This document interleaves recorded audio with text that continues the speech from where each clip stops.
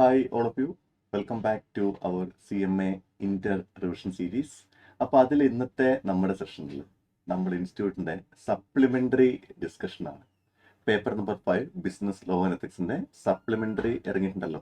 അപ്പോൾ അതിൻ്റെ ഡിസ്കഷനാണ് നമ്മളിന്ന് ഈ വീഡിയോ കൂടെ ചെയ്യാൻ വേണ്ടി പോകുന്നത്. സോ സപ്ലിമെൻ്ററി റിലവൻസ് ഞാൻ നിങ്ങളെ പഠിപ്പിക്കേണ്ട ആവശ്യമില്ലെന്ന് കരുതുന്നു. കാരണം ഏതൊക്കെ ഇപ്പം ഫോർ എക്സാമ്പിൾ നമുക്കിപ്പോൾ CMA ഇന്ററിന്റെ ഈ ഒരു എക്സാം 11th വരുവാണ്. അപ്പോൾ ഈ 11th വരുന്ന എക്സാമിനേഷൻ സാർ എന്തെങ്കിലും ചേഞ്ച് വന്നിട്ടുണ്ടോ, എന്തെങ്കിലും അമെൻമെന്റ്സ് അപ്ലിക്കബിൾ ആയിട്ടുണ്ടോ എന്നുള്ളത് നമ്മൾ വേഗമായി ടെൻഷൻ ചെയ്യേണ്ട ആവശ്യമില്ല. ഇൻസ്റ്റിറ്റ്യൂട്ട് കൃത്യമായ സപ്ലിമെന്ററി തന്നെ നമുക്ക് ആ ഒരു ഇൻഫർമേഷൻ തരുന്നു. അതാണ് റിലവൻസ്. അപ്പോൾ ഈ സപ്ലിമെന്ററി നിങ്ങൾ പഠിക്കാതെയാണ് നിങ്ങൾ എക്സാമിനേഷന് വേണ്ടി പോകുന്നതെങ്കിൽ നമുക്കൊരു അപ്ഡേഷന്റെ കുറവുണ്ടായിരിക്കും. കാരണം സപ്ലിമെന്ററി വന്ന ചേഞ്ചസ് എക്സാമിനേഷൻ ക്വസ്റ്റിൽ വന്നു കഴിഞ്ഞാൽ നമ്മൾ പണിപാടും. അതുകൊണ്ട് സപ്ലിമെന്ററിയുടെ ഇമ്പോർട്ടൻസ് അത്രയേറെയാണ് എന്നർത്ഥം. സപ്ലിമെന്ററി കാരണം ക്വസ്റ്റ്യൻ വരുമോ എന്ന് ചോദിച്ചാൽ, ഇഫ് ഞാനാണ് പ്രിപ്പയർ ചെയ്യുന്ന സ്റ്റുഡൻ്റ് എങ്കിൽ തീർച്ചയായും സപ്ലിമെന്ററി വായിച്ചിട്ടേ പോകുള്ളൂ. കാരണം അവർ എക്സ്പെക്ട് ചെയ്യാവുന്ന ഏരിയ ആണ്. സാർ ഇത്തവണ സപ്ലിമെന്ററി എങ്ങനെയുണ്ട്, ഒരുപാട് ചേഞ്ച് ഉണ്ടോ? ഇല്ല, വലിയ ചേഞ്ച് ഒന്നുമില്ല. അങ്ങനെ ഭീകര സംഭവമൊന്നുമില്ല. നിങ്ങൾ ടെൻഷൻ ആവാൻ മാത്രം അയ്യോ സപ്ലിമെന്ററി വന്നിട്ട് ഒത്തിരി ചേഞ്ച് ഉണ്ടല്ലോ എന്ന് പാനിക് ആവുന്നും വേണ്ട. ഈ ഡോക്യുമെന്റ് ഈ സപ്ലിമെന്ററി വന്ന സമയത്ത് ഒരുപാട് കോളും റിക്വസ്റ്റ് വന്നിട്ടുണ്ടായിരുന്നു. സാർ ഇങ്ങനെ വീഡിയോ ചെയ്യാമെന്ന് വെച്ചാൽ നമ്മുടെ സ്റ്റുഡൻസ് ഒരുപാട് പേര് ചോദിച്ചിട്ടുണ്ടായിരുന്നു. So I thought like I could provide a video not only for reply students but also for every students, every favourite students appearing for this upcoming June examination. അതുകൊണ്ട് തന്നെ എല്ലാവർക്കും hearty welcome to this discussion. അപ്പം first of all ആരും panic ആവേണ്ട. ഈ document വായിച്ചു കഴിഞ്ഞാൽ കിളിപോവും. കാരണം അത്രയും ലെങ്തി ആണ്, പല ടെക്നിക്കാലിറ്റീസ് ഉണ്ട്. പക്ഷേ ആക്ച്വലി പാവമാണ് കേട്ടോ, വലിയ ചേഞ്ച് ഒന്നും വരുത്തിയിട്ടില്ല. നിങ്ങൾ ഉപദ്രവിക്കാൻ യാതൊരു ഉദ്ദേശമില്ല. അപ്പോൾ അതുകൊണ്ട് തന്നെ സ്ട്രെയിറ്റ് ആയി നമുക്ക് അടുത്തിലേക്ക് പോകാൻ ഞാൻ സമയം വേസ്റ്റ് ചെയ്യുന്നില്ല. നമുക്ക് എന്താ സംഭവം നോക്കാം. ഓക്കെ, ഫസ്റ്റ് വൺ എന്ന് പറഞ്ഞാൽ ഈ ചേഞ്ച് വന്നിരിക്കുന്നത് chapter number 1 company specification of definition details അമെൻമെന്റ് റൂൾസ്. അത് വിട്, നേരെ സ്മോൾ കമ്പനി ഓർമ്മയുണ്ടോ? സ്മോൾ കമ്പനി ഡെഫിനിഷനിലേക്ക് വരണം. ഒരു ചെറിയ പണിയുണ്ട് അവിടെ. സ്മോൾ കമ്പനി ഡെഫിനിഷനിലേക്ക് നമ്മൾ വന്നു കഴിഞ്ഞാൽ നമ്മൾ ക്ലാസ്സിൽ പഠിച്ചിട്ടുണ്ടാവും. സ്മോൾ കമ്പനിയുടെ ടേൺ ഓവർ ലിമിറ്റ്സ് പഠിപ്പിച്ചിട്ടുണ്ടാവും. ക്ലാസ്സിൽ കുറച്ച് മുന്നേ കിട്ടിയ ആൾക്കാരെ പഠിപ്പിച്ചിട്ടുണ്ടാവുക. നമ്മളവിടെ സ്മോൾ കമ്പനിയുടെ ഒരു ഡെഫിനിഷനിൽ 2 ലിമിറ്റ് ഉണ്ട്. ഒന്ന് paid up share capital limit ആണ്, 2 ടേൺ ഓവർ ലിമിറ്റ് ആണ്. ഓർമ്മയുണ്ടോ? Paid up share capital less than 2 CR ആവണം, അതായത് shall not exceed 2 CR turnover shall not exceed 20 CR പറഞ്ഞിരുന്നത് അല്ലെ. അത് മാറി എത്രയായിട്ട് മാറുന്നു? അത് മാറി ഇപ്പോഴത്തെ പുതിയ ലിമിറ്റ് പ്രകാരം അത് 4ഉം 40ഉം ആവുന്നു. 4ഉം 40 ആയിട്ടുണ്ട്. ഇതാണ് ഫസ്റ്റ് വരുന്ന ചേഞ്ച്. 4ഉം 40ഉം ആയിട്ട് മാറിയിട്ടുണ്ട്. അതായത് മക്കളെ, നമുക്ക് നേരെ സ്മോൾ കമ്പനി ഡെഫിനിഷനിലേക്ക് ഞാൻ നിങ്ങളെ കൊണ്ടുപോകും. ഒന്നുകൂടെ ഞാൻ ജസ്റ്റ് കാണിച്ചു തരാം. ഓക്കെ, എന്താണ് ഉദ്ദേശിച്ചത് കാണിച്ചു തരാം. ഓക്കെ, സ്മോൾ കമ്പനി ഡെഫിനിഷൻ നമ്മൾ പഠിച്ചെടുത്ത് ഇതാണ് സ്മോൾ കമ്പനി ഡെഫിനിഷൻ. ഇപ്പൊ എങ്ങനെയാണ് നമ്മൾ ക്ലാസ്സിൽ പഠിച്ചിട്ടുണ്ടാവുക? ഈ പറയുന്ന ഇവിടെയും 2ഉം 20ഉം പഠിച്ചിട്ടുണ്ടാവുക. അത് മാറിയിട്ടുണ്ടെന്ന് അർത്ഥം. സോ എല്ലാ സ്ക്രീനിലേക്ക് നോക്കി. സ്മോൾ കമ്പനി എന്താണ്? Small company is a private company under section 285 പ്രകാരം. Okay, so where paid up share capital shall not exceed 4 CR, അതുപോലെ turnover shall not exceed 40 CR എന്നാണ് പറഞ്ഞേക്കുന്നത്. അത് ആണ് ഇപ്പോഴത്തെ പുതിയ ലിമിറ്റ്. പഠിച്ചിട്ടുണ്ടാവും എന്തായിരിക്കും? Paid up share capital shall not exceed 2 CRഉം 20 CRഉം പഠിച്ചിട്ടുണ്ടാവും. അതൊന്ന് ചെറുതായിട്ട് എന്ത് ചെയ്യുക, അപ്ഡേറ്റ് ചെയ്യാം. സാർ ഇത് എക്സാമിനേഷൻ എത്രത്തോളം ആപ്ലിക്കബിൾ ആണ്? എക്സാം പോയിന്റ് ഓഫ് വ്യൂവിൽ ഇതൊരു MCQ ആയിട്ട് വന്നേക്കാം. ഓക്കെ സാറിനോ, ആ MCQ ചിലപ്പോൾ ഇങ്ങനെ വന്നേക്കാം. അതായത് PQR. ഓക്കെ, ഞാനൊരു ക്വസ്റ്റ്യൻ തരാം, സോൾവ് ചെയ്ത് നോക്കി. MCQ മാത്രം ഡിസ്ക്രിപ്റ്റീവ് വന്നേക്കാം. നമുക്കൊരു ക്വസ്റ്റ്യനിലേക്ക് പോവാം. PQR limit is having A paid up share capital of 1.5 CR and a turnover of let's say 23 CR. Turn over എത്രയാണ്? 23 CR ആണ്. അങ്ങനെയെങ്കിൽ ഇതൊരു സ്മോൾ കമ്പനി ആണോ? സർ ക്വസ്റ്റ്യൻ എന്നോട് പറയാം. PQR limit is A company having paid up share capital 1.5 CR and turn over 27 CR. ഇത് small company ആണോ അല്ലയോ? സർ 4 CR താഴെ ആണെന്ന് പറഞ്ഞിരിക്കുന്നത്. ഇവിടെ 1.5 CR ആണ് paid up share capital. Okay, tick. Okay, ആ കണ്ടീഷൻ ഓക്കെ. പിന്നെ സർ അപ്പുറം പറഞ്ഞേക്കണേ 40 CR വരെ ആണെന്ന് പറഞ്ഞേക്കണേ. ഇപ്പൊ ഇവിടുത്തെ സാർ പറയുന്നത് 27 CR, അതും ടിക്ക്. അപ്പോൾ ഓക്കെ ആണല്ലോ അല്ലെ? നോ. PQR ലിമിറ്റഡ് എന്ന് പറഞ്ഞാൽ എന്ത് കമ്പനിയാണ്? പബ്ലിക് കമ്പനിയാണോ പ്രൈവറ്റ് കമ്പനിയാണോ? സർ, പബ്ലിക് കമ്പനിയാണ്. പബ്ലിക് കമ്പനി ആണെങ്കിൽ ഈ 2 ക്രൈറ്റീരിയ ഫുൾഫിൽ ആയാലും സ്മോൾ കമ്പനി ആവില്ല. കാരണം small company is a private company, excluding താഴെ പറഞ്ഞ ലിസ്റ്റ് പെടില്ല. പബ്ലിക് കമ്പനി ഈ ലിമിറ്റ് ഓക്കെ എന്ന് കരുതി സ്മോൾ കമ്പനി ആവുന്നില്ല. മറ്റൊരു കമ്പനിയുടെ സബ്സിഡറി ഓഫ് ഹോൾഡിംഗും ആയിരിക്കുന്ന കമ്പനി എന്താവുന്നില്ല, ഈ ലിമിറ്റ് പറഞ്ഞാൽ സ്മോൾ കമ്പനി ആവുന്നില്ല. Section 8 company standard company limit ചെയ്യുന്നത് സ്മോൾ കമ്പനി ആവുന്നില്ല. അപ്പൊ ഈ എക്സ്ക്ലൂഷൻ ലിമിറ്റ് കൂടെ വെച്ച് വേണം എന്ത് ചെയ്യാൻ, ഇത് പഠിക്കാൻ വേണ്ടി. ഈ എക്സ്ക്ലൂഷൻ ഏതൊക്കെയാണെന്ന് മനസ്സിലാക്കിയിട്ട് വേണം പഠിക്കാൻ വേണ്ടി. ഇതുപോലെ വരുന്ന വേറൊരു വള്ളിക്കെട്ട് ക്വസ്റ്റൻ ആണ് PQR private limited. Okay, private കമ്പനിയാണ്. PQR private limited is A company having paid up share capital 1.5 CR and turn over 42 CR. ഇപ്പോഴും സർ, ഒരു കണ്ടീഷൻ ഓക്കെയാണ്, മറ്റത് ഓക്കെ ആയിട്ടില്ല. ഏതെങ്കിലും ഒന്ന് മതിയോ? നോ, രണ്ടും വേണം. ആൻഡ് എന്നാ പറഞ്ഞേക്കുന്നത്, നടുക്ക് കണ്ടോ, ഇവിടെ കണ്ടോ, ആൻഡ് എന്നാ പറഞ്ഞേക്കണേ. ആൻഡ് മീൻസ് 2 കണ്ടീഷന് ഫുൾഫിൽ മാത്രമേ എന്താവുള്ളൂ, സ്മോൾ കമ്പനി ആവുന്നുള്ളൂ. അപ്പൊ നിങ്ങൾക്ക് സ്മോൾ കമ്പനിയുടെ ഈ ഒരു ക്ലാരിറ്റി ഏരിയ പക്കയായി കാണുന്നതായിരുന്നു. മറക്കരുത്, 4ഉം 14. ഓക്കെ, എസ് ഓർണോ 2ഉം 20 അല്ല, 4ഉം 14. അപ്പൊ നമ്മൾ ഒന്നാമത്തെ നമ്മുടെ ഡിസ്കഷൻ നമ്മളിവിടെ കഴിഞ്ഞിരിക്കുകയാണ്. അപ്പോൾ നമുക്ക് ഈ ഡിസ്കഷൻ നമ്പർ 1, ചാപ്റ്റർ നമ്പർ 1 ഈ സംഭവം കഴിഞ്ഞല്ലോ, ടിക്കറ്റോളൂ. ഇനി ചാപ്റ്റർ 2 കമ്പനി ഇൻകോർപ്പറേഷൻ അമെൻമെന്റ് റൂൾസ് 2023 എന്ന ഏരിയക്കകത്തേക്കാണ് പോണത്. സാർ, ഇത് മനസ്സിലായിട്ടില്ല, ഏതാ ഉദ്ദേശിക്കുന്നത്? എടാ, ഒന്നുമില്ല, നമ്മുടെ ഇൻകോർപ്പറേഷൻ ചാപ്റ്ററിലെ അതിലെ കുറച്ച് ഡിസ്കഷൻസ് ആണ് വരാൻ വേണ്ടി പോണത്. ഫസ്റ്റ് വൺ എന്താ അറിയോ? First discussion is all about nomination of subscriber of member by subscriber or member of 1 person company.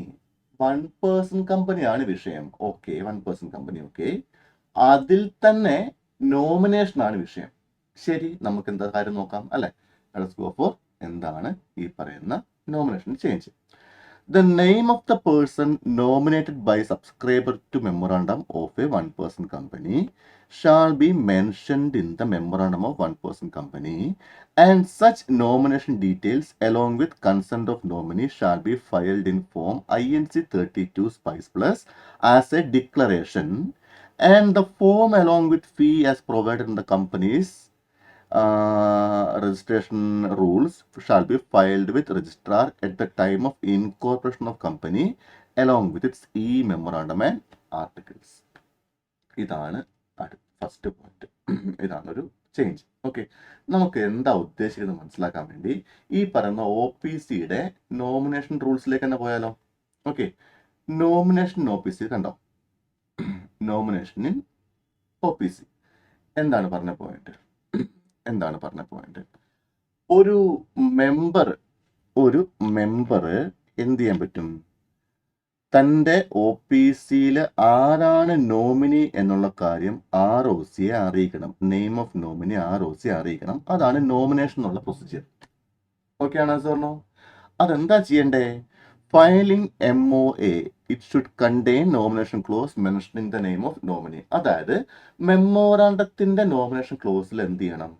ആരാണ് നോമിനി എന്നുകൂടെ വെക്കണം. ഞാൻ പറഞ്ഞുതരാം. സാധാരണ ഒരു കമ്പനിയുടെ മെമ്മോറാണ്ടത്തിലെ ക്ലോസുകളൊക്കെ ഓർമ്മയുണ്ടല്ലോ. Name close, object close, situation close, മറ്റേ ക്യാപിറ്റൽ ക്ലോസ് അല്ലെ. അപ്പം OPCക്ക് മാത്രം ഈ പറയുന്ന മെമ്മോറാണ്ടത്തിൽ അഡീഷണൽ ക്ലോസ് വരും. അതാണ് നോമിനേഷൻ ക്ലോസ്. അപ്പം നിങ്ങളൊരു OPC ഇൻകോർപ്പറേറ്റ് ചെയ്യുമ്പം സാധാരണ private company, public company incorporate ചെയ്യുന്ന മെമ്മോറാണ്ടം പോലെ തന്നെ മെമ്മോറാണ്ടം ഫയൽ ചെയ്യുമ്പോൾ അതിൽ അഡീഷണൽ ഒറ്റ ക്ലോസ് വരും. എന്താണെന്നറിയോ? ഈ നോമിനേഷൻ ക്ലോസ് ആണ്. ആ ക്ലോസിന്റെ റിലവൻസ് എന്താ അറിയോ? ഈ ക്ലോസ് ഇല്ല എങ്കിൽ perpetual succession of A company എന്നുള്ള ആ ഫീച്ചറിലെ എന്താണ്? ആ ഫീച്ചർ എന്താണ് സാർ? മെമ്പർ മരിച്ചാലും കമ്പനിക്ക് മരണമില്ല, കമ്പനി മുന്നോട്ട് പോകും, members may come, members may go, company will go forever എന്നുള്ള ഫിലോസഫിയാണ് പെർപെച്വൽ സക്സഷൻ. പക്ഷെ OPCയിൽ ആകെപ്പാട് ഒരു മെമ്പറല്ലേ ഉള്ളൂ. അയാൾ മരിച്ചാൽ പിന്നെ കമ്പനി മുന്നോട്ട് പോകേണ്ട ഒരു ഹ്യൂമൻ ഇന്റർവെൻഷൻ വേണ്ട. അപ്പൊ അതാരാണ്? അതുകൊണ്ട് OPCയിൽ മെമ്പർ മരിച്ചാലും കമ്പനി മുന്നോട്ട് പോകണമെന്ന് ഉറപ്പുവരുത്താൻ വേണ്ടി, അതായത് പെർപെച്വൽ സക്സഷൻ ഉറപ്പുവരുത്താൻ വേണ്ടിയുള്ള സ്കീമാണ് നോമിനേഷൻ എന്ന് പറഞ്ഞാൽ. ഈ നോമിനേഷനിൽ നമ്മൾ എന്ത് ചെയ്യാൻ അറിയോ? ഈ കമ്പനി തുടങ്ങുന്ന മെമ്പർ കമ്പനി ഇൻകോർപ്പറേറ്റ് ചെയ്യുന്ന സമയത്ത് തന്നെ മെമ്പർ എന്ത് ചെയ്യണം? മെമ്മോറാണ്ടത്തിൽ നോമിനേഷൻ അഡീഷണൽ ക്ലോസ് വരും. അത് മറ്റേ ഒരു കമ്പനിക്ക് മാത്രമേ ഉള്ളൂ, OPCക്ക് മാത്രമേ ഉള്ളൂ. അതിൽ ആരാണ് ഈ നോമിനി എന്ത് ചെയ്യണം? മെൻഷൻ ചെയ്യണം. ഓക്കെ, മെൻഷൻ ചെയ്തിട്ട് വേണം എന്ത് ചെയ്യാൻ? ഫയൽ ചെയ്യാൻ വേണ്ടി. ഫയൽ ചെയ്യുമ്പം നമ്മൾ ഇനി തൊട്ട് ചിന്തിക്കേണ്ട പോയിന്റ് INC32, അതായത് സ്പൈസ് പ്ലസ് പോർട്ടൽ എന്നാണ് പേര്. ഇത്രയും ബോറിംഗ് പെണ്ണൊക്കെ ആരാധയം യൂസ് ചെയ്യുന്നത്. ഓക്കെ, സ്പൈസ് പ്ലസ് എന്ന ആഡ് ചെയ്യണം ഇവിടെ. അതായത് ഉത്തമ, ഇവിടെ നിങ്ങൾ എന്ത് ചെയ്യണം? സ്പൈസ് പ്ലസ് എന്നുകൂടെ ആഡ് ചെയ്യണം. അത് സ്പൈസ് പ്ലസ് എന്ന് പറഞ്ഞാൽ സ്പൈസിന്റെ അപ്ഡേറ്റഡ് വേർഷൻ, ആ പോർട്ടലിൽ കുറച്ച് അപ്ഡേഷൻസ് വന്നതാണ്. ഇപ്പോൾ എല്ലാ റിക്വയർമെന്റ്സും ഒരു പോർട്ടലിൽ തന്നെ നമുക്ക് ഫുൾഫിൽ ചെയ്യാൻ പറ്റും. ഡിൻ അപ്ലൈ ചെയ്യണം, ലൈസൻസ് അപ്ലൈ ചെയ്യണം, എല്ലാം അവരുടെ കിട്ടും. അത് സ്പൈസ് പ്ലസ് പോർട്ടലാണ്. പണ്ട് തന്നെ സ്പൈസ് എന്ന് പറയായിരുന്നു. ഓക്കെ, അപ്പോൾ അത് നമ്മൾ ഇവിടെ ആഡ് ചെയ്ത് കഴിഞ്ഞു. സർ, ഇവിടെ ചേഞ്ച് എന്താ വരുന്നത്? Change consent in writing from such nominee INC3 എന്നാണ് ഞാൻ നിങ്ങളെ പഠിപ്പിച്ചിരുന്നത് അല്ലെ. ഈ INC3യെ പറ്റി ഇപ്പൊ ടോട്ടലി സൈലന്റ് ആണ്. പകരം പറയുന്ന പോയിന്റ് എന്താ? പറഞ്ഞ point, you need to obtain something known as declaration. ഈ ഡിക്ലറേഷൻ മതി. എന്താ ഡിക്ലറേഷൻ? ഇപ്പൊ ഞാൻ ഒരു ഓഫീസ് സ്റ്റാർട്ട് ചെയ്തു. ഞാൻ എൻ്റെ ഫ്രണ്ട് പ്രേം സാറിനെ ഞാൻ അതിൽ നോമിനിയാക്കി വെക്കുവാണ്. ഇപ്പം ഞാനിപ്പോൾ ഒരു കമ്പനി സ്റ്റാർട്ട് ചെയ്ത് ഞാൻ ഓഫീസ് സ്റ്റാർട്ട് ചെയ്യുമ്പം ഓഫീസ് സ്റ്റാർട്ട് ചെയ്യുന്ന സമയത്ത് പ്രൊമോട്ടേഴ്സ് അവിടുത്തെ സ്റ്റാർട്ട് അക്കൗണ്ട് ചോദിച്ചു, സാർ നിങ്ങളുടെ ഓഫീസിൽ അത് നോമിനി വേണമല്ലോ, ആരാ നോമിനി? ഞാൻ പറഞ്ഞു പ്രേം നോമിനി. എന്നാ പ്രേം നോമിനി. ഇങ്ങനെ ഞാനിപ്പോൾ ഒരാളെ ചുമ്മാ പിടിച്ച് നോമിനി ആക്കാൻ പറ്റുമോ? അയാളോട് ചോദിക്കണ്ടേ, ഹലോ പ്രേം സാറേ, ഞാൻ ഒരു ഓഫീസ് സ്റ്റാർട്ട് ചെയ്യുന്നുണ്ട്, അപ്പോൾ അതിൽ നോമിനി നിങ്ങൾക്ക് ഓക്കെ ആണോ? ഒരു മര്യാദ വേണ്ടേ? അതായത് ഞാനിപ്പോ ROCയോട് ഇവനാണ് എന്റെ നോമിനി എന്ന് പറഞ്ഞിട്ട് കാര്യമില്ല. അത് അയാളുടെ കൺസെന്റ് വേണം. അയാൾക്ക് ഓക്കെയാണ് നോമിനി ആവാൻ വേണ്ടി, അല്ലെ സാറിനോ? അപ്പൊ അതുകൊണ്ട് അയാളുടെ കൺസെന്റ് നമ്മൾ ഡിക്ലറേഷൻ ആയിട്ട് എന്ത് ചെയ്യണം? എഴുതി മേടിക്കണം. ഓക്കെ സാറിനോ? എന്നിട്ട് അതെന്ത് ചെയ്യണം? അത് ഫയൽ ചെയ്യണം. INC32 കൂടെ ഡിക്ലറേഷൻ എന്ത് ചെയ്യണം? അത് ഫയൽ ചെയ്യണം എന്നാണ് പറഞ്ഞേക്കണത്. Yes or no sir? അങ്ങനെ ഇപ്പം പ്രേം സാറ് നോമിനേഷൻ നമ്മൾ എഴുതുന്നു, I hereby declare that I am willing to whatever. അപ്പോൾ ആ ഫോർമാറ്റിൽ എൻ്റെ ഓഫീസിൽ നോമിനാണ് പ്രേം സാർ എനിക്ക് എന്ത് ചെയ്തു? ഡിക്ലറേഷൻ എഴുതുന്നു. ഞാൻ എന്ത് ചെയ്യണം? അത് ഈ സ്പൈസ് പ്ലസിൽ എന്ത് ചെയ്യണം? അതുകൂടെ ഈ ഡിക്ലറേഷനോടെ വെച്ച് എന്ത് ചെയ്യണം? ഫയൽ ചെയ്യണം. പ്രശ്നം അതല്ല. അങ്ങനെ ഒരിക്കലും ഒരു നോമിനേഷൻ ഡിക്ലറേഷൻ കൺസെന്റ് തന്ന ഒരു വ്യക്തിക്ക് പ്രേം സാർ നാളെ തോന്നുവാണ് എനിക്ക് നോമിനേഷൻ പിൻവലിക്കാൻ തോന്നിയാൽ പറ്റുമോ? Of course he can withdraw the nomination. അത് എന്ത് ചെയ്യാൻ പറ്റും? പിൻവലിക്കാനും പറ്റും. പറഞ്ഞു. അപ്പോൾ അവിടെ ഡിക്ലറേഷൻ എന്ന സംഭവമാണ്. അതിപ്പോൾ നമ്മളിപ്പോൾ ക്വസ്റ്റ്യൻ കണ്ടോ, മിസ്റ്റർ A OPCയിൽ മെമ്പറാണ്, മിസ്റ്റർ B നോമിനേഷൻ മെൻഷൻ ചെയ്യണം, റിട്ടേൺ കൺസെന്റ് ഓഫ് നോമിനി INC3ക്ക് പകരം എന്താ പറഞ്ഞേക്കുന്നത്? ഇപ്പം we have to give a declaration ആണ് വേണ്ടത്. എസ് പറഞ്ഞോ? എന്നിട്ട് INC32 ഫയൽ ചെയ്യണം. Can be relieve himself from nominee position. അത് നോമിനിയാക്കി കൺസെന്റ് കൊടുത്ത ആൾക്ക് പിന്നെ പിൻവലിക്കാൻ പറ്റുമോ? തീർച്ചയായും പിൻവലിക്കാൻ വേണ്ടി പറ്റും. അപ്പൊ നിങ്ങൾക്ക് ഒന്നാം പോയിന്റ് മനസ്സിലായിട്ടുണ്ടല്ലോ.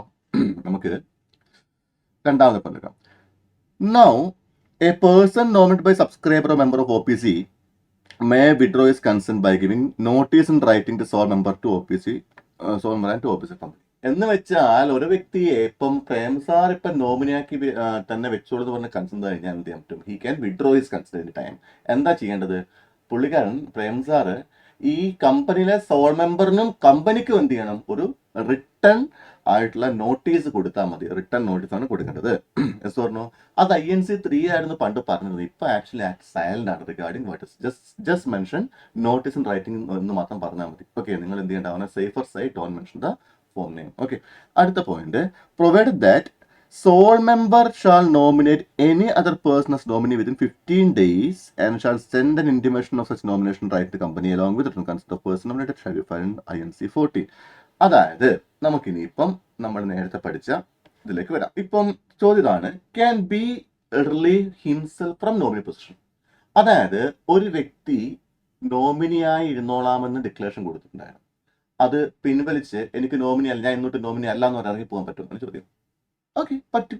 എന്ത് ചെയ്യുക? ഈ വിഡ്രോവലിന് നമ്മൾ ഈ കമ്പനിക്കും ഇവിടെ പോലെ അമെൻമെന്റ്സ് മാർക്ക് ചെയ്യാണ്. അമെൻമെന്റ് ചെയ്യാൻ ബ്ലാങ്ക് മാർക്ക് ചെയ്യാം. കമ്പനിക്കും പ്ലസ് സോൾ മെമ്പറിനും 2 പേർക്കും, കമ്പനിക്കും സോൾ മെമ്പറിനും എന്ത് ചെയ്യുക? INC3 എന്നുള്ള സ്പെസിഫിക് ആയിട്ട് പറയുന്നതിന് പകരം ഞാൻ ഇവിടെ റിട്ടേൺ നോട്ടീസ് എന്ന് പറയുന്നത്. ഓക്കെ, റിട്ടേൺ നോട്ടീസ് കൊടുക്കുക, സെയിങ് ദാറ്റ് ഞാൻ ഇനി നിങ്ങളുടെ കമ്പനിയിൽ എന്തിനു തയ്യാറല്ല? നോമിനി അടിക്കാൻ തയ്യാറല്ല, ഞാൻ പോവാണ് എന്ന് പറയണം. എസ് പറഞ്ഞു. അങ്ങനെ വന്നു കഴിഞ്ഞാൽ എന്ത് ചെയ്യണം? ആ സോൾ മെമ്പർ ബാക്കിയെല്ലാം സെയിം തന്നെ. Within 15 days of withdrawal notice, ആ വിഡ്രോവൽ 15 days എന്ത് ചെയ്യണം? പുതിയ നോമിനിയെ കണ്ടുപിടിക്കണം. എന്നിട്ട് പുതിയ നോമിനിയുടെ റിട്ടേൺ കൺസെന്റ് മേടിക്കണം. അവിടെയും നിങ്ങൾ ഈ INC3 എന്നുള്ള സാധനം പ്രത്യേകം മെൻഷൻ ചെയ്യേണ്ട. റിട്ടേൺ കൺസെന്റ് എന്ന് പറഞ്ഞാൽ അത് നോട്ടീസ് മേടിച്ചിട്ട് INC4ഉം ഫീയും വെച്ച് എന്ത് ചെയ്യുക? ROCക്ക് ഫയൽ ചെയ്യുക. ബാക്കിയുള്ള എല്ലാം സെയിം തന്നെയാണ്. സർ, അപ്പം ഈ നോമിനേഷനിലെ ചേഞ്ച് എന്തൊക്കെയാണ്? നോമിനേഷനിലെ ചേഞ്ച് എന്ന് പറഞ്ഞാൽ, ഒന്ന്, ഒരു പുതിയ നോമിനിയെ വെക്കുകയാണെങ്കിൽ നിങ്ങൾ എന്ത് ചെയ്യണം? അയാളുടെ ആ നോമിനിയുടെ പേര്, ഒരു കാര്യം കൂടെ പറയാൻ മറന്നുപോയി. ആർട്ടിക്കിളിലും മെമ്മോറാണ്ടം പറയുമ്പം ഫയലിംഗ് എന്ന് പറഞ്ഞാൽ ഇവിടെ ഒരു ചെറിയ ചേഞ്ച് ഉണ്ട്. MOA എന്ന് പറഞ്ഞതിന് പകരം ഈ സ്പൈസ് പ്ലസ് ആയതുകൊണ്ട് അതിനെ EMOA എന്ന് പറയുക. ഇലക്ട്രോണിക് മെമ്മോറാണ്ടം ആർട്ടിക്കിൾസ് എന്ന് പറഞ്ഞിരുന്നത്. അപ്പോൾ ഇലക്ട്രോണിക് കോപ്പി ഓഫ് മെമ്മോറാണ്ടത്തിൽ എന്ത് ചെയ്യുക? അവരുടെ പേര് മെൻഷൻ ചെയ്യണം. എന്ന് മാത്രമല്ല, ആരെ നോമിനി വെക്കുന്നോ അയാളുടെ റിട്ടേൺ കൺസെന്റ് മേടിച്ചെടുക്കുകയും ചെയ്യണം. എന്നിട്ട് വേണം INC2 ഫയൽ ചെയ്യാൻ വേണ്ടി. രണ്ടാമത്തെ പോയിന്റ്, ഒരു നോമിനിക്ക് ഇറങ്ങിപ്പോകാൻ പറ്റും. റിട്ടേൺ നോട്ടീസ് കൊടുക്കുക. ആർക്ക് കൊടുക്കുക? കമ്പനിക്കും കൊടുക്കണം, സോൾ മെമ്പറിനും കൊടുക്കണം. സോൾ മെമ്പർ എന്ത് ചെയ്യണം? അത് കിട്ടിക്കഴിഞ്ഞാൽ നെക്സ്റ്റ് 15 days എന്ത് ചെയ്യണം? പുതിയ ആളെ വെക്കണം. എന്നിട്ട് അത് INC4 പ്രകാരം ROC അറിയിക്കുകയും ചെയ്യുക. ഇതാണ് അവിടെ പറയുന്ന ഫോർമാലിറ്റീസ്. അതാണ് പുതിയ ഫോർമാലിറ്റീസ്. അപ്പോൾ ഈ കാര്യം എല്ലാവർക്കും വ്യക്തമായിട്ടുണ്ടല്ലോ. ഇതാണ്. പിന്നെ വലിയ ഭീകര ചേഞ്ച് വന്നിട്ടില്ല. നമുക്ക് വീട് തിരിച്ചു പോവാം. ഇനി, the company shall within 30 days of receipt of notice of consent, the company shall within 30 days of receipt of notice of withdrawal of consent file the register notice of withdrawal of consent intimation name of INC4 along with okay. ഇവിടെ ഒരു പുതിയ time limit കൂടെ പറയുന്നുണ്ട്. തിരിച്ചു വരിക. S പറഞ്ഞു, within 15 days നമ്മൾ പുതിയ ആളെ വെക്കണം എന്ന് പറഞ്ഞല്ലോ, അത് ഓക്കെ. എന്നിട്ട് INC4 ROCക്ക് ഫയൽ ചെയ്യണമെന്ന് പറഞ്ഞല്ലോ, അതും ഓക്കെ. അവിടെയും ഒരു പുതിയ ടൈം ലിമിറ്റ് വന്നിട്ടുണ്ട്. എന്താണ്? This intimation shall be filed within 30 days. Within 30 days of receipt of withdrawal.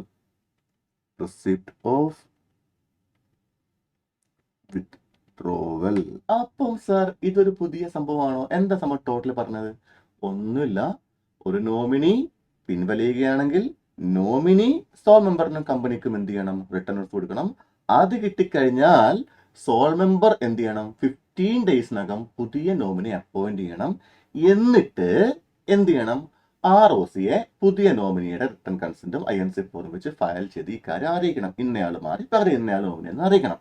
അറിയിക്കേണ്ട എപ്പോഴാണോ പഴയ ആൾ നമുക്ക് റിട്ടേൺ നോട്ടീസ് തന്നേക്കണം, ആ റിട്ടേൺ നോട്ടീസ് തന്നേക്കണം ആ ഡേറ്റ് തൊട്ട് വിതിൻ 30 days എന്ത് ചെയ്യണം?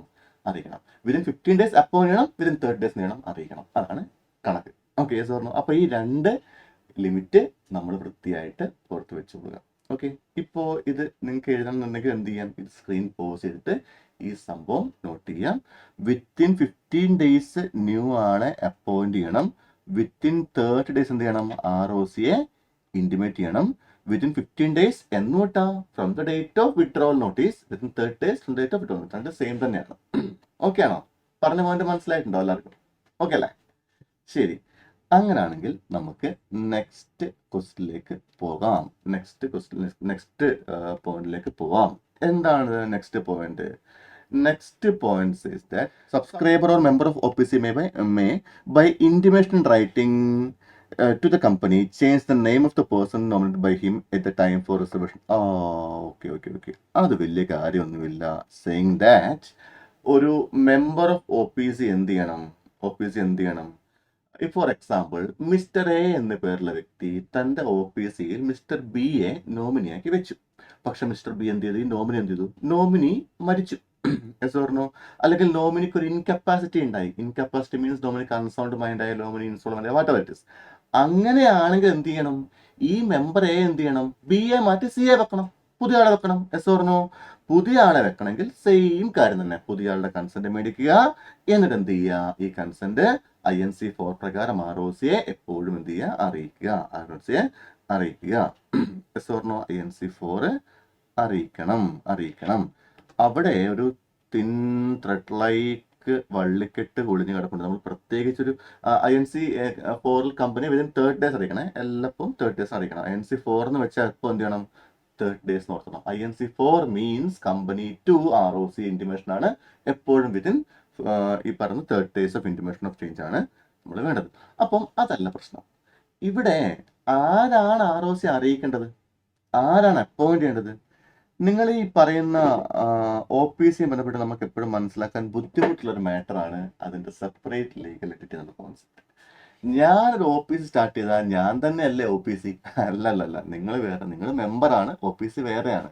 നിങ്ങൾ സോൾ പ്രൊപ്പറേറ്റർഷിപ്പിനെ എപ്പോഴും മനസ്സിൽ കണ്ട് കണ്ട് കണ്ട് കണ്ട് കമ്പനി അങ്ങനെ കാണരുത്. ഓക്കെ, സോൾ പ്രൊപ്പറേറ്റർഷിപ്പിൽ ഞാനാണ് എൻ്റെ business. Okay, I am my business, my business is me and I am the business. But in a company, if I start an OPC, you are not the company. You are a member. You are a sole member. And company is a different entity. അല്ല, yes or no? അതുകൊണ്ട് തന്നെ ശ്രദ്ധിച്ച് ഈ provision വായിച്ചു കഴിഞ്ഞാൽ ഇതിൻ്റെ ഉള്ളിലും ഇതേപോലെ സാധനം കിടപ്പുണ്ട്. The subscriber or member of OPC, അതായത് നമ്മുടെ sole member, may by intimation writing to the company, അതായത് ഞാൻ എന്ന മെമ്പർ കമ്പനി അറിയിക്കണം. എന്ത്? എൻ്റെ നോമിനി ആയിട്ട് വെച്ചിരുന്ന വ്യക്തി, ഈ നോമിനി ആയിട്ടുള്ള വ്യക്തിക്ക് എന്ത് പറ്റി? ഇൻകപ്പാസിറ്റി ഓർ ഡെത്ത് കാരണം ഞാൻ മാറ്റുകയാണെന്നുള്ള കാര്യം എന്ത് ചെയ്യണം? ഈ സോൾ മെമ്പർ കമ്പനി അറിയിക്കണം. നിങ്ങൾക്കത് തലക്കകത്ത് മനസ്സിലാവുണ്ടോ? എന്ന് വെച്ചാൽ പ്രൊസ് ചെയ്യാൻ പറ്റുന്നുണ്ടോ? ബ്രെയിൻ പ്രൊസ് ചെയ്യാൻ പറ്റുന്നുണ്ടോ? മെമ്പർ കമ്പനി അറിയിക്കണം. എന്ത്? നോമിനി എന്തായി? നോമിനിക്ക് എന്താ പറ്റി? ഞാൻ പുതിയ നോമിനി വെക്കുവാണ്. എന്നിട്ട് ഈ കാര്യം ROC ആരാ അറിയിക്കേണ്ടത്? ഞാനാണോ? സോൾവറില്ല. Company shall or intimation file with ROC. അതുകൊണ്ട് കഥ ഇപ്രകാരമാണ്. മിസ്റ്റർ B എന്ന പേരിലെ നോമിനിക്ക് പകരം മിസ്റ്റർ C ആണ് നോമിനി എന്ന് സോൾ മെമ്പർ അപ്പോയിന്റ് ചെയ്യണം. സോൾ മെമ്പർ ഇക്കാര്യം ഈ ബിനെക്കാളും സിനെ അപ്പോയിന്റ് ചെയ്യണം. സോൾ മെമ്പർ കമ്പനിയെ ഇൻറ്റിമേറ്റ് ചെയ്യണം. കമ്പനി എന്ത് ചെയ്യണം? കമ്പനി ഇക്കാര്യം ROCയെ ഇൻറ്റിമേറ്റ് ചെയ്യണം. കമ്പനി ഷാൽ ഇൻറ്റിമേറ്റ് ROC എന്നാ പറഞ്ഞിരിക്കുന്നത്. Yes or no? അവിടെയാണ് നമ്മൾ എന്ത് ചെയ്യണത്? ഈ INC4 യൂസ് ചെയ്യണത്. And it shall be submitted within 30 days എന്നുള്ള സംഭവം പറയുന്നത് ഇവിടെയാണ് എന്നർത്ഥം. ഓക്കെ ആണോ? അപ്പൊ ഇത് എല്ലാവരും ഒന്ന് ഓർക്കണം. കാരണം നമ്മളിപ്പോൾ എന്ത് അറിയോ, നമ്മൾ കരുതും ഈ സോൾ മെമ്പർ തന്നെ BNC അപ്പോയിന്റ് ആയിട്ട് സോൾ മെമ്പർ എന്ത് ചെയ്യണം? ROC അറിയിക്കണം. സോൾ മെമ്പർ ആരാ അറിയിക്കാൻ വേണ്ടി? കമ്പനി അറിയിക്കേണ്ടത്. Okay, doesn't give a damn about who is sole member. ROC ഡീസ് അപ്പോൾ ആരാ എന്നെ അറിയിച്ചത്? ROC സംബന്ധിച്ച് കമ്പനി അറിയിച്ചാൽ മതി. ഓക്കെ, സോൾ മെമ്പർ എൻ്റെ കമ്പനിയാണ്, ഞാനാണ് മെമ്പർ. നിങ്ങൾ മെമ്പർ ആയിരിക്കാം, പക്ഷെ കമ്പനി എന്ത് ചെയ്യണം? എന്നെ അറിയിക്കണം. ആ ഒരു കോൺസെപ്റ്റിലേക്ക് എന്താണ് എപ്പോഴും നിങ്ങൾ പോകണം. ഓക്കെ, അപ്പോൾ അതും ക്ലാരിറ്റി വന്ന് കാണുമെന്ന് കരുതുന്നു. അതുപോലെ തന്നെ next point, sole member of OPC, വേറെ സോൾ മെമ്പർ ഓഫ് OPC. അതൊന്നുമില്ല മക്കളെ, ഇതൊക്കെ വായിച്ചു കഴിഞ്ഞാൽ തലക്കാത്ത കിളി പോകും. ഒന്നുമില്ല. ഈ മെമ്പർ മരിച്ചാൽ എന്ത് ചെയ്യണം? നമ്മൾ എപ്പോൾ കണ്ട എന്താണ്? നോമിനിയെ വെച്ചു, നോമിനി മരിച്ചു, മെമ്പർ ഇപ്പോഴും ആക്റ്റീവാണ്. നേരെ തിരിച്ചാണെങ്കിലോ? നേരെ തിരിച്ച് മെമ്പർ മരിച്ചാൽ സംഭവിക്കും? മെമ്പർ മരിച്ചാൽ നോമിനി പുതിയ മെമ്പറാവും. നോമിനി പുതിയ മെമ്പറെ എന്ത് ചെയ്യണം? ഈ പുതിയ മെമ്പറായിട്ടുള്ള എക്സ് നോമിനി എന്ത് ചെയ്യണം? പുതിയ നോമിനി എന്ത് ചെയ്യണം? അപ്പോയിന്റ് ചെയ്യണം. അതിന്റെ കുറച്ച് കഥകൾ പഠിച്ചിട്ടുണ്ടാവല്ലോ. അതാണ് ഇനി ഇവിടുത്തെ പഠനം. Where the sole member of one person company ceases to be member in the event of death or incapacity to contract and his nominee becomes member of one person company.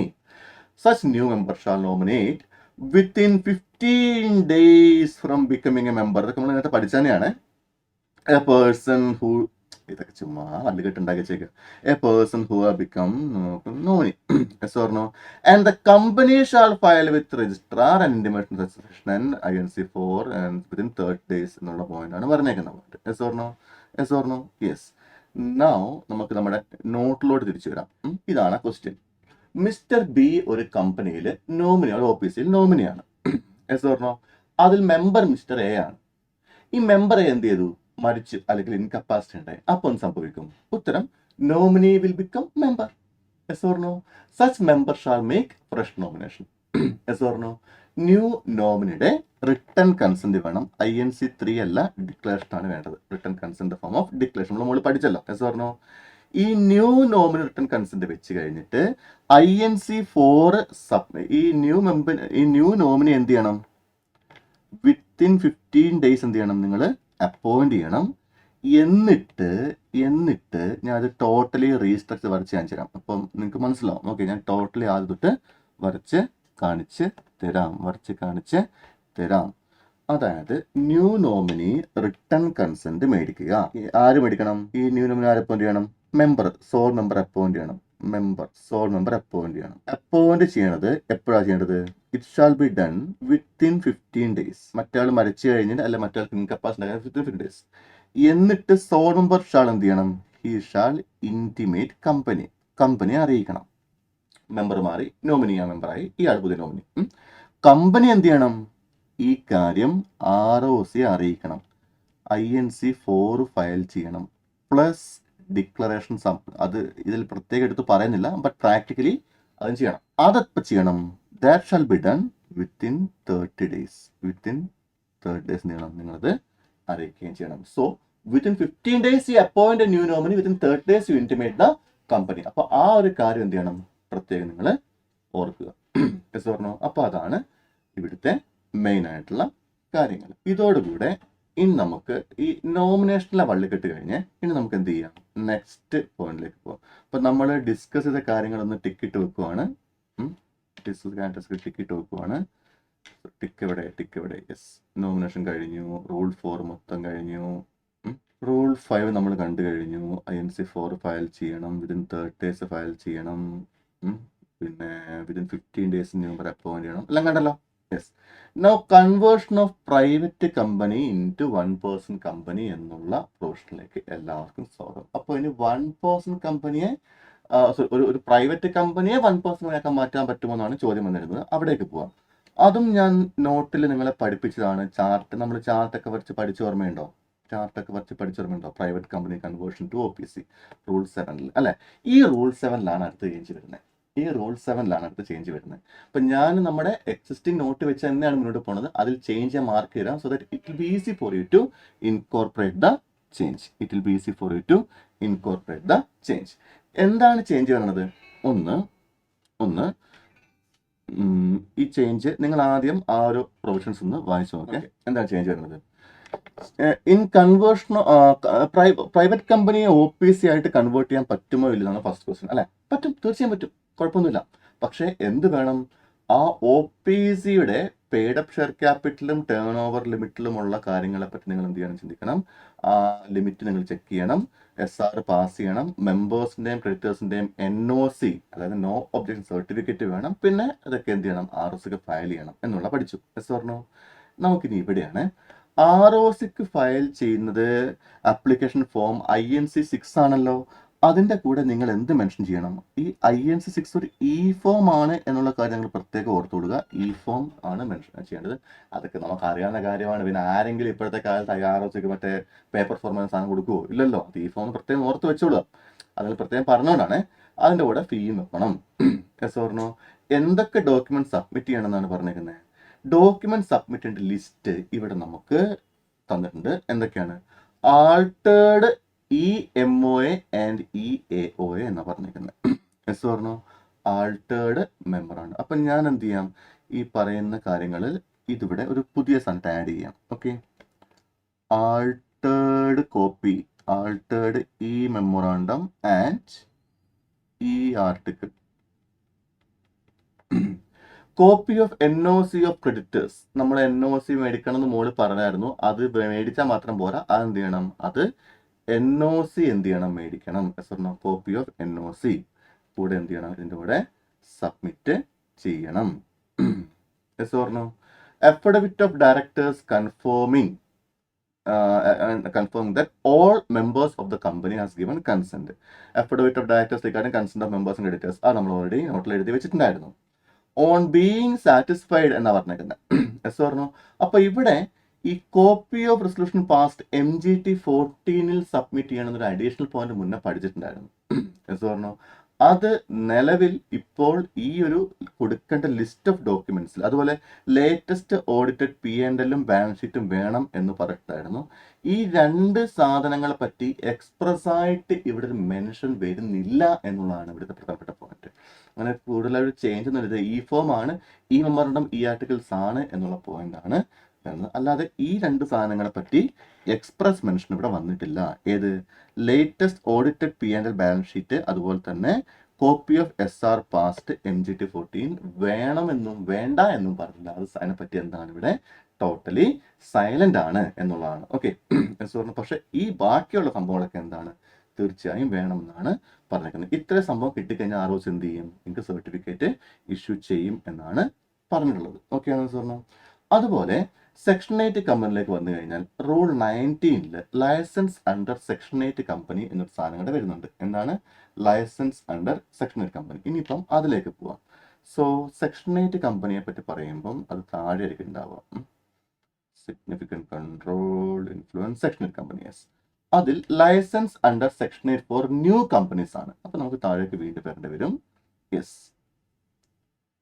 New company കണ്ടോ, ഈ side കണ്ടോ, can you see this one new company. ഒരു പുതിയ section 8 company start ചെയ്യണമെങ്കിലുള്ള provisions എന്തൊക്കെയാണ്? അവിടെ ഞാൻ സൈഡിൽ മാർക്ക് ചെയ്തിട്ടുണ്ടോ റൂൾ 19. ഈ റൂൾ 19 നമുക്ക് അടുത്ത ചേഞ്ച് വരുന്നത്. എല്ലാവരും ആ പോർഷൻ എടുക്കുക, റൂൾ 19 എടുക്കുക.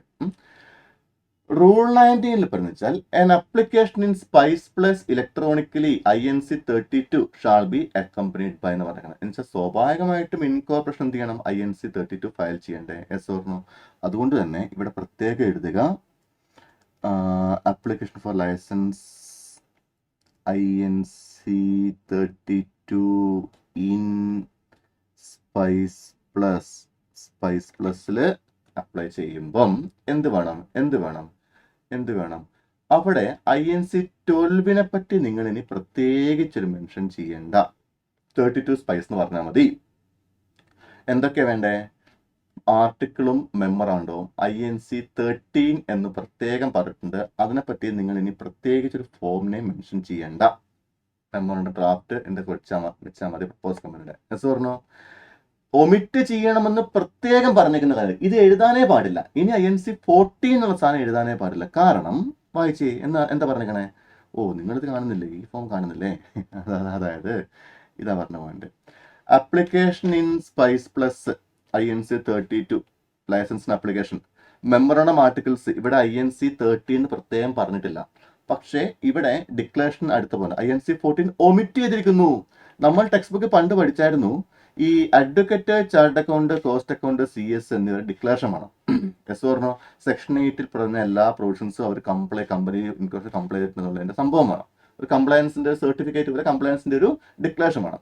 ആ ഡിക്ലറേഷൻ INC 14 വേണമെന്ന് പഠിച്ചിരുന്നത്. ഇനി INC 14 വേണ്ട, A mere declaration will be enough എന്നാണ് പറഞ്ഞേക്കുന്നത്.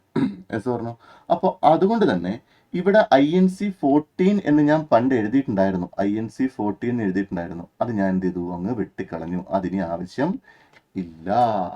അതായത് സൈലന്റ് അല്ല, ഒമിറ്റ് എന്ന് പ്രത്യേകം എടുത്ത് പറഞ്ഞിട്ടുണ്ട്. എസ് പറഞ്ഞു. അതുപോലെ തന്നെ പിന്നെ എന്തൊക്കെ വേണ്ടതെന്ന് അറിയോ? Estimate of future annual income and expenditure of company for next 3 years specifying, അതിനവിടെ പറഞ്ഞിട്ടുണ്ട്, എല്ലാ കാര്യങ്ങളും പറഞ്ഞിട്ടുണ്ട്. അതുപോലെ declaration of person making application INC 15. ഈ INC 15 എക്സ്പ്രസ്ലി ഒമിറ്റ് ചെയ്തിട്ടുണ്ട്. ഇനി INC 15 വേണ്ട, ഡിക്ലറേഷൻ മാത്രം മതി. എസ് പറഞ്ഞോ? ആ ഡിക്ലറേഷൻസ് എന്ത് ചെയ്തിട്ടുണ്ട്, ഒരു ഫോർമാറ്റിൽ വേണം. INC 13 declaration by professional, INC 15 declaration, INC 14 declaration by professionals, INC 15 declaration by this person subscribers എന്നുള്ള സാധനമൊക്കെ എടുത്തിട്ടുണ്ട്. Mere declaration will be enough. അപ്പോൾ ഇത് രണ്ടും എടുത്തു കളഞ്ഞിട്ടുണ്ട് എന്നുള്ളതാണ് മെയിൻ സംഭവം. അതുകൊണ്ട് നിങ്ങൾ എന്ത് ചെയ്യരുത്, INC 14, 15 വേണം എന്ന് പറയരുത്. പകരം എന്ത് പറഞ്ഞാൽ മതി, declaration will B sufficient. Okay, ആ കാര്യം മനസ്സിൽ പിടിച്ചാൽ മതി. അതാണ് ഇവിടെ പറഞ്ഞിരിക്കുന്ന പോയിന്റ്. അതൊട്ടിപ്പുറത്ത് റൂൾ 20 പറ്റിയും പറയുന്നുണ്ട്. അതായത് റൂൾ 20 എന്താ അറിയോ നിങ്ങൾക്ക്? ഈ conversion of existing company into a section 8 കമ്പനിയാണ്. അതാണ് നമ്മളിവിടെ പറയുന്ന rule 20. That is rule 20. That is known as rule number 20. So sir, എന്താണ് റൂൾ 20 പറഞ്ഞ പോയിന്റ്? എക്സിസ്റ്റിംഗ് കമ്പനിയെ സെക്ഷൻ 8 മാറ്റുമ്പോഴുള്ള ലൈസൻസ് റിക്വയർമെന്റ്സ് എന്നാണ്. ഓക്കെ പറഞ്ഞോ? അപ്പോൾ ചിന്തിക്കേണ്ട പോയിന്റ്, അങ്ങനെ അവർക്ക് എന്ത് ചെയ്യാം, കൺവേർട്ട് ചെയ്യുമ്പം അവരുടെ പേരിന്റെ കൂടെ, ഇപ്പോൾ for example PQR private limited എന്ന് പറയുന്ന കമ്പനി സെക്ഷൻ 8 മാറുമ്പോൾ PQR എന്ന് വേണമെങ്കിൽ മാത്രം ഈ പ്രൈവറ്റ് ലിമിറ്റഡ് എന്നുള്ള വാക്ക് ഒഴിവാക്കാം. PQR എന്ന് മാത്രം വെച്ചാൽ മതി. PQR ലിമിറ്റഡ് സെയിം തന്നെ, പബ്ലിക് കമ്പനി കൺവേർട്ട് ചെയ്യുകയാണെങ്കിലും സെക്ഷൻ 8 മാറിക്കഴിഞ്ഞാൽ പിന്നെ അവർക്ക് PQR എന്ന് വെച്ചാൽ മതി. They don't need to put the words, they don't need to add the word limited or private limited. Okay, so no, അതെന്തുകൊണ്ടാണ് സാർ അങ്ങനെ ചോദിച്ചു കഴിഞ്ഞാൽ, നിങ്ങൾ ഓർത്ത് നോക്കി, ഒരു ചാരിറ്റി നടത്തുന്നത് ഒരു ഓർഗനൈസേഷൻ, ഒരു ചാരിറ്റി ഓർഗനൈസേഷന്റെ പേര് ഫോർ എക്സാമ്പിൾ ലെറ്റസ് തണൽ ചാരിറ്റബിൾ ഓർഗനൈസേഷൻ പ്രൈവറ്റ് ലിമിറ്റഡ്, അല്ലെങ്കിൽ തണൽ ലിമിറ്റഡ് എന്ന് പറഞ്ഞു കഴിഞ്ഞാൽ കമ്പനി, നാട്ടുകാരുടെ വിചാരത്തിൽ ഈ കമ്പനി എന്ന് പറഞ്ഞാൽ പ്രോഫിറ്റബിൾ വെഞ്ചർ മാത്രമേ ഉള്ളൂ. നാട്ടുകാർക്ക് അധികം പേർക്ക് അറിയത്തില്ല. സെക്ഷൻ 8 സാധനമുണ്ട്, അതിൽ നോൺ പ്രോഫിറ്റബിൾ ആയിട്ട് നമുക്ക് നടത്താം, അത് അറിയത്തില്ല ആൾക്കാർക്ക്. അപ്പോൾ ആ ഒരു ഡിസ്കസ്റ്റിംഗ് ഫീലിംഗ് ഒഴിവാക്കാൻ വേണ്ടി നമുക്ക് എന്ത് ചെയ്യാം? You don't need to create a confusion. So just use the word your name. You don't need to add the word limited, private limited. ഒരു കൺഫ്യൂഷൻ ഉണ്ടാക്കണ്ട. ഈ തണൽ പ്രൈവറ്റ് ലിമിറ്റഡ്, അപ്പോൾ ഇതൊരു പ്രൈവറ്റ് കമ്പനിയാണ്. ഈ നമ്മൾ കൊടുക്കാൻ പോകുന്ന ഈ ഡൊണേഷൻ ആകുന്ന പൈസ മൊത്തം അവരടിച്ച് മാറ്റുമോ? അവരുടെ പ്രോഫിറ്റിലേക്ക് പോകുമോ? ഇത് പ്രോഫിറ്റ് വേണ്ടി നടത്തുന്നതാണോ? ചാരിറ്റി എന്ന് പറഞ്ഞിട്ട് പ്രോഫിറ്റ് ഉണ്ടാക്കാൻ വേണ്ടിയാണ് നടത്തുന്നത് എന്നൊക്കെ ചിന്തിക്കും. അത് വേണ്ട, ആ പരിപാടി വേണ്ട. അതുകൊണ്ട് നിങ്ങൾ പേര് മാത്രം വെച്ചാൽ മതി. Don't create confusion in the mind of people. Okay, anyway leave it. അപ്പോൾ അതാണ് പറഞ്ഞ പോയിന്റ്. അപ്പോൾ അങ്ങനെയുള്ളവർ എന്ത് ചെയ്യണമെന്ന് പറഞ്ഞേ, ആൾട്ടേർഡ് മെമ്മോറാണ്ടം ആർട്ടിക്കിൾ സബ്മിറ്റ് ചെയ്യണം. ആൾട്ടേർഡ് എന്ന് പറയുമ്പോൾ മെമ്മോറാണ്ടം ആർട്ടിക്കിൾ മാത്രം പറഞ്ഞാൽ പോരാ, പിന്നെയോ ആൾട്ടേർഡ് ഈ മെമ്മോറാണ്ടം ഓഫ് അസോസിയേഷൻ ആൻഡ് ഈ ആർട്ടിക്കിൾ ഓഫ് അസോസിയേഷൻ വേണം എന്നുള്ള കാര്യം പ്രത്യേകം എന്ത് ചെയ്തിട്ടുണ്ട്? മെൻഷൻ ചെയ്തിട്ടുണ്ട്. Yes or no? അതുപോലെ തന്നെ ഡിക്ലറേഷൻ എന്ന് മാത്രമേ പറഞ്ഞിട്ടുള്ളൂ. എന്ത് വേണ്ട, എന്ത് പറഞ്ഞിട്ടില്ല? ഈ INC 1415 എന്നുള്ള റിക്വയർമെന്റ് ഇനി ഇല്ല. പകരം ഡിക്ലറേഷൻസ് വേണമെന്നാണ് പറഞ്ഞേക്കുന്നത്. ആരുടെ വേണം? By CA, CMA, CS, advocate എന്നിവരുടെ റിഗാർഡിങ് കംപ്ലയൻസ്, അല്ലെ? കംപ്ലയൻസ് ഓർമ്മയുണ്ടല്ലോ, കംപ്ലയൻസ് ഓഫ് സെക്ഷൻ 8 പ്രൊവിഷൻസ്. അതാണ് പറഞ്ഞ പോയിന്റ്. പിന്നെ ബാക്കിയെല്ലാം സെയിം തന്നെ. അസറ്റിന്റെ ലയബിലിറ്റി, ഒരു പുതിയ സാധനം വന്നിട്ടുണ്ട്. പ്ലസ് ഡിക്ലറേഷൻസിൽ വേറെ ഒന്നുകൂടെ വേണം. എന്ത്? ഡിക്ലറേഷൻ ബൈ പേഴ്സൺ, ലൈക്ക് എന്താ പറയുക, പേഴ്സൺ മേക്കിംഗ് ആപ്ലിക്കേഷൻ.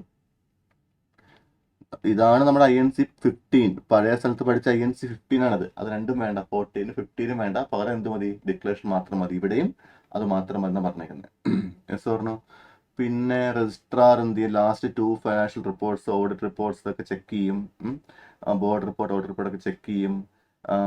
ഇവിടെ നമ്മൾ ഇവിടെ പഠിച്ചിട്ടുണ്ടായിരുന്നു, financial statements, P&L, balance sheet, board report last 2 financial years check ചെയ്യുന്നു പറഞ്ഞിട്ടുണ്ടായിരുന്നു. Yes or no? അവിടെയും ഒരു ചേഞ്ച് വന്നിട്ടുണ്ട്. സോ ഞാൻ നിങ്ങൾക്ക് ചേഞ്ച് കാണിച്ചു തരാം. ഈ മെമ്മോറാണ്ടം, ഈ ആർട്ടിക്കിൾസ് വേണമെന്ന് കണ്ടു കഴിഞ്ഞു. ഡിക്ലറേഷൻ ബൈ അഡ്വക്കേറ്റ്സ് വേണമെന്ന് കണ്ടു കഴിഞ്ഞു. അവിടെ INC 14 പ്രത്യേകം പറഞ്ഞിട്ടില്ല. അതുപോലെ തന്നെ declaration by person making application INC 15 വേണമെന്ന് പറഞ്ഞിട്ടില്ല. പിന്നെ പറഞ്ഞ point, copy of resolution passed in GM approving the registration, copy of resolution. അതായത് ആ പ്രൊവിഷൻ ഇവിടെ കണ്ടിട്ടുണ്ട്. അത് നിങ്ങൾക്ക് എഴുതുന്നുണ്ട്. കോപ്പി ഓഫ് റെസൊല്യൂഷൻ, ഇത് കൺവേർഷന് വേണ്ടി കോപ്പി ഓഫ് റെസൊല്യൂഷൻ വേണം എന്ന് പറഞ്ഞിട്ടുണ്ടായിരുന്നു. Yes, copy of resolution approving section registration, അത് നമ്മളോട് പറഞ്ഞിട്ടുണ്ട്. പിന്നെന്താ പറഞ്ഞേക്കുന്ന പോയിന്റ്? അതൊക്കെ ഓൾറെഡി ഉള്ള തന്നെയാണ്. പിന്നെന്താ പറഞ്ഞ പോയിന്റ്? പിന്നെ പറഞ്ഞ പോയിന്റ് ആണ്, registrar after considering 2 years financial statements immediately preceding the date of application. Okay.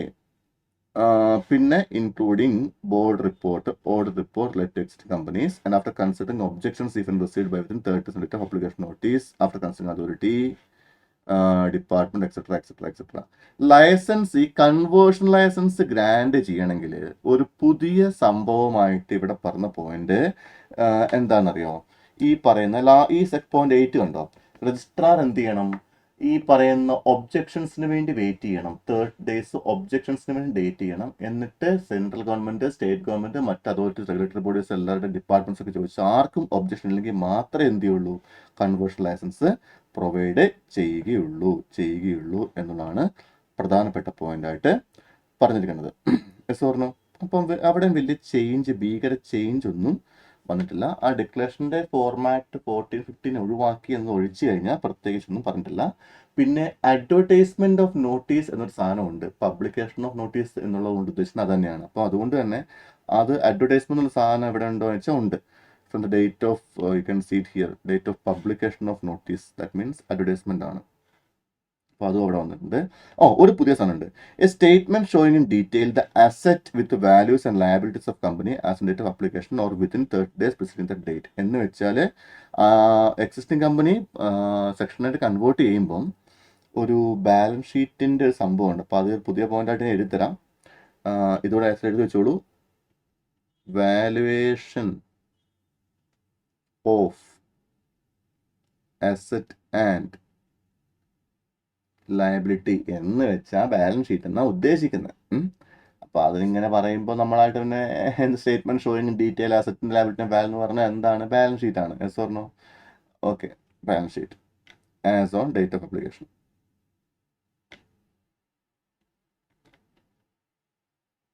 Date of application or within 30 days preceding that date. Preceding the date. അതോടെ ഒന്ന് ആഡ് ചെയ്ത് വെച്ചേക്കാം. ഇതാണ് ഇവിടുത്തെ ചേഞ്ച് വന്നേക്കുന്നത്. അപ്പോൾ ഞാനിത് ടോട്ടൽ കൺഫ്യൂഷൻ ആവാതിരിക്കാൻ വേണ്ടി ഞാൻ ഈ 2 ടോപ്പിക് ഒന്ന് എക്സ്പ്ലെയിൻ ചെയ്ത് തരാം. പുതിയ അപ്ഡേഷൻ പ്രകാരം എങ്ങനെ വേണമെന്ന് ടോട്ടൽ ഒന്ന് എക്സ്പ്ലെയിൻ ചെയ്ത് തരാം. ഇല്ലെങ്കിൽ പിന്നെ നിങ്ങൾക്ക് ആകെ മൊത്തം കാണുന്ന കൺഫ്യൂഷൻ ആയി പോകും. അതുകൊണ്ട് ക്വസ്റ്റ്യൻ നമ്പർ 1, ഒരു എക്സിസ്റ്റിംഗ് ഒരു പുതിയ ഒരു പുതിയ സെക്ഷൻ 8 കമ്പനി സ്റ്റാർട്ട് ചെയ്യണമെങ്കിൽ എന്താണ് എൻ്റെ ഫോർമാലിറ്റി? ഇടയ്ക്കിടയ്ക്ക് മാറിപ്പോകും. എന്താണ് ഫോർമാലിറ്റി? ഒരു പുതിയ സെക്ഷൻ 8 കമ്പനി സ്റ്റാർട്ട് ചെയ്യണമെന്നുണ്ടെങ്കിൽ ആദ്യം മനസ്സിലാക്കേണ്ട കാര്യം, ഈ സെക്ഷൻ 8 കമ്പനി എന്ന് പറഞ്ഞാൽ ഭീകര സംഭവമൊന്നുമല്ല. സാധാരണ കമ്പനിയും സെക്ഷൻ 8 കമ്പനി എന്നുള്ള ചേഞ്ച് എന്ന് പറഞ്ഞാൽ, ഇന്ത്യയിൽ നിങ്ങൾക്ക് ഒരു നോൺ പ്രോഫിറ്റ് ഒബ്ജക്റ്റീവിൽ ഒരു ആക്ടിവിറ്റി ചെയ്യണം എന്നുണ്ടെന്നിരിക്കട്ടെ. അതായത് നിങ്ങൾക്കൊരു പരിസ്ഥിതി സംരക്ഷണവുമായി ബന്ധപ്പെട്ട ഒരു സംഘടന സ്റ്റാർട്ട് ചെയ്യണം. നിങ്ങൾക്ക് സ്പോർട്സ് പ്രൊമോഷനുമായി ബന്ധപ്പെട്ട്, നിങ്ങൾക്ക് ആർട്സുമായി ബന്ധപ്പെട്ട്, ഇപ്പോൾ കലാമണ്ഡലം കിട്ടിയിട്ടില്ലേ, അതുപോലെ നിങ്ങൾക്ക് സ്വന്തമായിട്ടൊരു ആർട്സ് പ്രൊമോഷന് വേണ്ടി കലാഭവൻ കിട്ടുന്നുണ്ടോ, അതുപോലെ ഒരു ആർട്സിൻ്റെ പ്രൊമോഷന് വേണ്ടി ഒരു സാധനം സ്റ്റാർട്ട് ചെയ്യണം. നിങ്ങൾക്കല്ലെങ്കിൽ ഒരു എന്താ പറയുക, ഒരു സ്പോർട്സ് ആർട്സ്, സ്പോർട്സ്, എൻ്റർടൈൻമെൻറ്റ്, അങ്ങനെ എന്തെങ്കിലും ഒരു ഒരു സോഷ്യൽ ഒബ്ജക്റ്റീവ് ഉള്ള എന്തൊന്ന് സ്റ്റാർട്ട് ചെയ്യണം. അല്ലെങ്കിൽ ചാരിറ്റിക്ക് വേണ്ടി സപ്പോസ് സ്റ്റാർട്ട് ചെയ്യണം. അല്ല നിങ്ങളുടെ റിലീജിയനുമായി ബന്ധപ്പെട്ട ഒരു എൻറ്റിറ്റി, ഒരു സംഭവം സ്റ്റാർട്ട് ചെയ്യണം. ഇത്തരത്തിൽ നോൺ പ്രോഫിറ്റ് ഒബ്ജക്റ്റീവ് ഉള്ള എന്തെങ്കിലും സ്റ്റാർട്ട് ചെയ്യണമെന്നുണ്ടെങ്കിൽ പണ്ട് നിങ്ങൾക്ക് ഉള്ള ഓപ്ഷൻ ട്രസ്റ്റ് സൊസൈറ്റീസ് ആക്ട്, അതുമായി ബന്ധപ്പെട്ട ആക്ടുകൾ പ്രകാരം ട്രസ്റ്റ് സൊസൈറ്റി ഒക്കെ സ്റ്റാർട്ട് ചെയ്യാം. പക്ഷെ പ്രശ്നം, ഈ ഒരു ട്രസ്റ്റോ സൊസൈറ്റിക്കുള്ള ഒരു ലിമിറ്റേഷൻ ഉണ്ട്. എന്ന് വെച്ചാൽ ഇതൊരു കമ്പനി ഫോർമാറ്റിലായിരുന്നെങ്കിൽ നമുക്ക് കുറച്ചുകൂടെ ആക്ടിവിറ്റീസ് നടത്താനും സ്കോപ്പ് ഓഫ് ആക്ടിവിറ്റീസും അതുപോലെ തന്നെ ആ ഒരു സ്റ്റേറ്റസും എന്ത് ചെയ്യും, ടോട്ടലി മാറും. ഞങ്ങൾ നടത്തുന്നത് ഒരു ചാരിറ്റബിൾ സൊസൈറ്റിയാണ് എന്നുള്ളതും, അതിനേക്കാൾ ഇപ്പോൾ ഫോർ എക്സാമ്പിൾ ഞാൻ ഇപ്പോൾ ചാരിറ്റിക്ക് വേണ്ടി ഒരു ട്രസ്റ്റ് തുടങ്ങി, ഓക്കെ, അതിനേക്കാൾ എത്രയോ ഇമ്പാക്റ്റ് കൂടുതൽ, സ്കോപ്പ് ഓപ്പറേഷൻ കൂടുതലായിരിക്കും ഒരു ചാരിറ്റിക്ക് വേണ്ടി ഒരു കമ്പനി ഫോർമാറ്റ് സ്റ്റാർട്ട് ചെയ്യുകയാണെങ്കിൽ. ഓക്കെ, പക്ഷെ പ്രശ്നം ഈ കമ്പനി എന്ന് പറഞ്ഞാൽ ബിസിനസ് ചെയ്യാൻ വേണ്ടിയിലാണ്. എന്താണ് business? Intention to make profit ഉണ്ടാവണം. അതുകൊണ്ട് തന്നെ പണി കിട്ടും. അങ്ങനെ വന്നപ്പോൾ MCAക്ക് ഒരു ചിന്ത, ഈ ചാരിറ്റബിൾ സൊസൈറ്റീസ് അല്ലെങ്കിൽ ഈ പറഞ്ഞ നോൺ പ്രോഫിറ്റ് ഒബ്ജക്റ്റീവ്സിന് വേണ്ടി അവർ കമ്പനി തുടങ്ങുവാണെങ്കിൽ ബെറ്റർ ആയിരുന്നു. പക്ഷെ പ്രശ്നം, ഈ കമ്പനി തുടങ്ങുക വേണം, എന്നാൽ കമ്പനി എന്നുള്ള പേര് ഉപയോഗിക്കാനും പറ്റില്ല. ആനപ്പുറത്തിരിക്കാൻ വേണം, എന്നാൽ ആരോട്ട് കാണാൻ പാടില്ല എന്ന് പറഞ്ഞാൽ എങ്ങനെ ഉണ്ടാവും? ഒരാൾക്കൊരാഗ്രഹം, എനിക്ക് ആനപ്പുറത്ത് കാണണം, പക്ഷെ എന്നെ ആരും കാണാൻ പാടില്ല, ഞാൻ ഇൻട്രോവേർട്ടാ. അതെങ്ങനെ ശരിയാവുക? ഇവിടെ എന്താ പ്രശ്നം? ഇവർക്ക് ചാരിറ്റബിൾ ആക്ടിവിറ്റീസ് അല്ലെങ്കിൽ നോൺ പ്രോഫിറ്റ് ആക്ടിവിറ്റി നടത്താൻ ഒരു കമ്പനി വേണം. കാരണം കമ്പനി ഫോർമാറ്റിൽ ഈ സംഭവം നടത്താൻ സ്മൂത്താ, സ്കോപ്പ് ഓഫ് ഓപ്പറേഷൻസ് കൂടുതലായിരിക്കും. പക്ഷെ ഈ പേരിന്റെ കൂടെ കമ്പനി എന്ന് കേട്ടാൽ ആളുകൾ എന്ത് ചെയ്യുന്നറിയോ? ആൾ പറയും, അയ്യേ ഇത് കമ്പനിയാണ്, ഇത് ബിസിനസ് ആകുമാരുടെ അല്ലേ, ഉടായിപ്പോ ഇത് മൊത്തം ബിസിനസ്സാ എന്ന് പറഞ്ഞുകൊണ്ട് കമ്പനി ആവുകയും ചെയ്യണം, എന്നാൽ കമ്പനി നാട്ടിൽ അറിയാനും പാടില്ല. എസ് പറഞ്ഞു. അപ്പോൾ MCAക്ക് അവർ വിളിച്ചു, ഞങ്ങൾ സെക്ഷൻ 8 പ്രകാരം കമ്പനി ഫോം ചെയ്യട്ടെ, ഞങ്ങൾ പേരിൻ്റെ കൂടെ. അപ്പോൾ ചുരുക്കി പറഞ്ഞാൽ സാധാരണ കമ്പനിക്ക് ഇല്ലാത്ത കുറച്ച് പ്രിവിലേജ് ഇവർ കൊടുക്കേണ്ടി വരും. ആര്? MCA പറഞ്ഞു, നിങ്ങൾക്ക് സെക്ഷൻ 8 പ്രകാരം ഇപ്രകാരം കമ്പനി സ്റ്റാർട്ട് ചെയ്യണമെന്നുണ്ടെങ്കിൽ ആദ്യം എന്ത് ചെയ്യുക, എൻ്റെ അടുത്ത് വരിക, എന്നിട്ട് നിങ്ങളുടെ കാര്യങ്ങൾ എന്നെ പറഞ്ഞ് മനസ്സിലാക്കുക, എന്നിട്ട് ഞാൻ തോന്നുവാണെങ്കിൽ എനിക്ക് എന്ത് ചെയ്യും, ഞാൻ കൺവിൻസ്ഡ് ആയി ഞാൻ എനിക്ക് എന്ത് ചെയ്യും, ഒരു പ്രത്യേക ലൈസൻസ് തരാം. ഈ ലൈസൻസും കൊണ്ട് വേണം എന്ത് ചെയ്യാൻ, നിങ്ങൾ ആർട്സ് എടുത്ത് പോകാൻ പറ്റും. സാധാരണ കമ്പനി സ്റ്റാർട്ട് ചെയ്യുന്ന ഓറഞ്ച് ഉള്ളിൽ INC 32 സ്പൈസും കൊണ്ട് ആർസ് എടുത്ത് പോയിട്ട് കാര്യമില്ല. സെക്ഷൻ 8 ഫോം ചെയ്യണമെങ്കിൽ നിങ്ങൾ ആദ്യം എന്ത് ചെയ്യണം? ഈ സെൻട്രൽ ഗവൺമെന്റ് അഥവാ MCA ലൈസൻസ് മേടിച്ചിട്ട് ഈ ലൈസൻസും കൊണ്ട് വേണം എന്ത് ചെയ്യാൻ? ROC പോയി കാണാൻ വേണ്ടി. ഇല്ല ROC നിങ്ങളെ ഓടിക്കും. ROC പറയും എന്തായി കാണുന്നത്? സെക്ഷൻ 8 കമ്പനിക്ക് ലൈസൻസ് വേണ്ടേ? അത് കിട്ടിയിട്ടുണ്ടോ? ഇല്ല, എന്നാ അത് അപ്ലൈ ചെയ്തിട്ട് വരിക എന്ന് പറയും. അപ്പൊ നിങ്ങൾ എന്ത് ചെയ്യുക? ഈ MCA എന്ന് പറയുമ്പോൾ നിങ്ങൾ ഒരിക്കലും ഡൽഹി പോയിട്ട് അവിടെ കിടന്ന് കാത്തു കെട്ടി കിടക്കണ്ട. MCA എന്ന് വെച്ചാൽ RD ഉദ്ദേശിക്കുന്നത്. റീജിയണൽ ഡയറക്ടർ എന്ത് ചെയ്യുക? അത് കമ്പനീസ് ആക്ടിൽ എപ്പോഴാണെങ്കിലും വെനെവർ സംബന്ധിച്ച് അപ്രോപ്രിയേറ്റ് മിനിസ്ട്രി അല്ലെങ്കിൽ MCA എന്നൊക്കെ പറഞ്ഞു കഴിഞ്ഞാൽ അതിന്റെ അപ്രൂവൽ കൊടുക്കാൻ അതുപോലെ RD കാണ്. സോ നിങ്ങൾ RD പോയി കണ്ടാൽ മതി. പറഞ്ഞോ RD ഈക്വൽ ടു MCA ഇടയ്ക്ക് എന്ത് ചെയ്യാൻ മനസ്സിലോർത്ത് വെച്ചോളൂ. അങ്ങനെ RD മീൻസ് ആരാണ്? Regional director. ഓക്കെ, അങ്ങനെ RD പോയി കണ്ട് ആ ലൈസൻസ് മേടിക്കണം. ആ ലൈസൻസ് കിട്ടിക്കഴിഞ്ഞാൽ ബാക്കി കാര്യങ്ങളൊക്കെ നോർമലി അങ്ങ് നടന്നു പോയിക്കോളൂ. പറഞ്ഞോ ഇതാണ് ലൈസൻസ്. ഈ ലൈസൻസ് ഈ RD അഥവാ MCA, ഞാനിപ്പോൾ MCA എന്ന് പറഞ്ഞാൽ RD സെയിം ആണ്, മനസ്സിലോർത്തോണേ. അപ്പോൾ നമ്മുടെ MCA ലൈസൻസ് കൊടുക്കുമ്പം ഇതാ ലൈസൻസ്. ഇനി ROC കണ്ടോ, ഞാൻ പറഞ്ഞാൽ മതി എന്ന് പറഞ്ഞു പോലത്തെ ലൈസൻസ്. ഓക്കെ, ഇതാ ലൈസൻസ്. നിക്ക് എന്തായാലും നിങ്ങൾ ജനങ്ങൾക്ക് നന്മ ചെയ്യാൻ വേണ്ടിയാണ് ഉദ്ദേശിക്കുന്നത്. സോഷ്യൽ ഒബ്ജക്റ്റീവ് ആണ്. പറഞ്ഞോ അതുകൊണ്ട് ഈ ലൈസൻസ് തരാൻ വരട്ടെ. 2 പ്രോമിസ് ചെയ്യണം. എന്താ 2 പ്രോമിസ്? ഒന്നാമത്തെ പ്രോമിസ്, നിങ്ങൾ എന്നെ ചതിക്കരുത്, ചതിയിൽ വഞ്ചന പാടില്ല എന്ന് പറഞ്ഞാൽ നിങ്ങൾ ഈ നാട്ടുകാരെ ഈ സോഷ്യൽ ഒബ്ജക്റ്റീവ് പ്രൊമോട്ട് ചെയ്യാൻ വേണ്ടി എന്നുള്ളതുകൊണ്ട് മാത്രമാണ് ഞാൻ ലൈസൻസ് തരുന്നത്. ഈ ലൈസൻസ് തന്നിട്ട് കിട്ടിക്കഴിഞ്ഞ് നിങ്ങൾ ചെയ്യാൻ പാടില്ല, ലാഭം ഉണ്ടാക്കാൻ പാടില്ല എന്നല്ല. സർപ്ലസ് നിങ്ങൾ ഏൺ ചെയ്തോ, കുഴപ്പമില്ല, അതിപ്പം പറയാൻ പറ്റുമോ? നഷ്ടത്തിലേ ഓടാനേ പാടില്ല, നിങ്ങൾ മുടിഞ്ഞു പോകണം എന്ന് പറയാൻ പറ്റുമോ? ഇല്ല. യു ക്യാൻ മേക്ക് സർപ്ലസ് യാർ, no problem for us. You make surplus to the activity, but ആ സർപ്ലസ് നിങ്ങൾ ഡിവൈഡ് ചെയ്യാൻ പാടില്ല. സാധാരണ പ്രൈവറ്റ് പബ്ലിക് കമ്പനീസ് ലാഭം ഉണ്ടാക്കി ഡിവൈഡൻഡ് എടുത്തുകൊണ്ട് പോകും, ഡിവിഡൻഡ് കൊണ്ടുപോകും, അല്ലെ? പറഞ്ഞു. ബട്ട് നിങ്ങൾ തൊടാൻ പാടില്ല. ആ ഉണ്ടാകുന്ന സർപ്ലസ് എന്ത് ചെയ്യണം? വീണ്ടും പമ്പ് ചെയ്യുക. എന്തിലേക്ക്? നിങ്ങളുടെ ഒബ്ജക്റ്റീവ്സിന് വേണ്ടി. ചുരുക്കി പറഞ്ഞാൽ കമ്പനി നടത്തുന്നവരുടെ പോക്കറ്റിലേക്ക് ഒറ്റ ഉറുപ്പ്യ സർപ്ലസോ പ്രോഫിറ്റോ പോവില്ല, ഉറപ്പ് തരണം. എന്ന് മാത്രമല്ല ആ പ്രോഫിറ്റ് നിങ്ങൾ എന്ത് ചെയ്യണം? വീണ്ടും പ്രൊമോഷൻ ഓഫ് ഒബ്ജക്റ്റീവ്സിന് വേണ്ടി നിങ്ങൾ എന്ത് ചെയ്യണം? യൂസ് ചെയ്യുന്ന ഉറപ്പ് തരണം. വാക്കുതാ, സത്യം. പറഞ്ഞു. ഈ 2 ഉറപ്പ് കിട്ടിയാൽ മാത്രമേ ഈ ലൈസൻസ് അങ്ങോട്ടേക്ക് പോകും. ഇതിനെയാണ് നിങ്ങൾ ലൈസൻസ് കണ്ടീഷൻ എന്ന് പറഞ്ഞ് മുകളിൽ പഠിച്ചേക്കുന്നത്. കണ്ടോ? ലൈസൻസ് കണ്ടീഷൻസ് എന്തൊക്കെയാണ്? Objective promotion of non profit ആവണം, prohibition on payment of surplus to members dividend, apply profit or surplus or any other objectives for promotion of apply profit or surplus or other income to promotion of objectives. ഈ 3 കാര്യം ഇത്രയും വാക്ക് കൊടുത്താൽ മാത്രമേ എന്ത് കിട്ടുള്ളൂ? Licence കിട്ടുള്ളൂ. Sir, ഈ licence കിട്ടിയാൽ എനിക്ക് എന്ത് ഗുണമുണ്ടാവും? അതാണ് ലൈസൻസിന്റെ പ്രിവിലേജ് എന്ന് പറയുന്നത്, ഈ ബ്രാഞ്ച്. അത് കിട്ടിക്കഴിഞ്ഞാൽ നിങ്ങൾ പേരിന്റെ കൂടെ പ്രൈവറ്റ് ലിമിറ്റഡ് പബ്ലിക് എന്നുള്ള വാല് വെക്കേണ്ട ആവശ്യം ഇല്ല. എന്ന് മാത്രമല്ല സർക്കാർ നിങ്ങൾ സംപ്രീതനായി നിങ്ങൾക്ക് വരമായിട്ട് ഒരുപാട് ഗ്രാൻഡുകൾ, ഒരുപാട് സബ്സിഡി, ഒരുപാട് ടാക്സ് ഇളവുകൾ, മറ്റ് ഒരുപാട് സൗകര്യങ്ങൾ. ഫോർ എക്സാമ്പിൾ ഇപ്പം സായി അല്ലെങ്കിൽ PT ഉഷ സ്കൂൾ അങ്ങനത്തെ കൂട്ട് ഒരുപാട് സ്പോർട്സ് വെഞ്ചേഴ്സും സർക്കാർ ലാൻഡ് ഗ്രൗണ്ട് ഒക്കെ ഉണ്ടാക്കാനും ബിൽഡിംഗ് പണിയൊക്കെ ലാൻഡ് കൊടുക്കാറില്ല, സർക്കാർ ലാൻഡ് അലോട്ട് ചെയ്യാറില്ലേ? പറഞ്ഞു. അതുപോലെ തന്നെ ഇത്തരത്തിലുള്ള സോഷ്യൽ ആയിട്ടുള്ള ഇപ്പോൾ ഞാനിപ്പോൾ ഒരു അന്യം നിന്ന് പോകുന്ന കലാരൂപത്തെ പ്രൊമോട്ട് ചെയ്യാൻ വേണ്ടി ഒരു സ്ഥാപനം തുടങ്ങുകയും സെക്ഷൻ 8 ഫോം ചെയ്യുന്നത് സർക്കാർ പേർക്ക് എന്ത് ചെയ്യും? എനിക്ക് സബ്സിഡിയോ ഗ്രാൻഡോ എന്തെങ്കിലും ലാൻഡോ ലാൻഡൊക്കെ അനുഭവിച്ചതൊക്കെ ചാൻസ് ഉണ്ട്. അപ്പൊ അങ്ങനത്തെ ബെനിഫിറ്റ്സ് കിട്ടും. സർക്കാർ നമുക്ക് എന്താണ്, ഞങ്ങൾ ചെയ്തില്ലെങ്കിൽ ഇവർ ചെയ്യുന്നുണ്ടല്ലോ, പിന്നെ ഇവർ സപ്പോർട്ട് ചെയ്യാം എന്ന് പറഞ്ഞ് തരുന്നതാണ് ഇതൊക്കെ. ഇതെല്ലാം ഈ ലൈസൻസിന്റെ മുകളിൽ കിട്ടുന്ന അനുഗ്രഹങ്ങളാണ്. ആ ലൈസൻസ് കിട്ടണം എന്ത് ചെയ്യണം? നിങ്ങൾ 3 വാക്ക് കൊടുക്കണം. പറഞ്ഞോ അതാണ് ലൈസൻസ് റിക്വയർമെന്റ്. ആ ലൈസൻസിന് അപ്ലൈ ചെയ്യണമെങ്കിൽ നേരെ ഒരു ദിവസം ഫ്ലൈറ്റ് ഇവിടെ ഡൽഹി പോയിട്ട് MCA പോയിട്ട്, ഹലോ ചേട്ടാ MCA എവിടെയാ? ഇവിടെ ഞങ്ങൾ കേരളത്തിൽ നിന്ന് വരുക കമ്പനി. നോ, അതിന് അപ്ലൈ ചെയ്യാനുള്ള ഫോർമാലിറ്റിയാണ് ഇവിടെ പറഞ്ഞിരിക്കുന്നത്.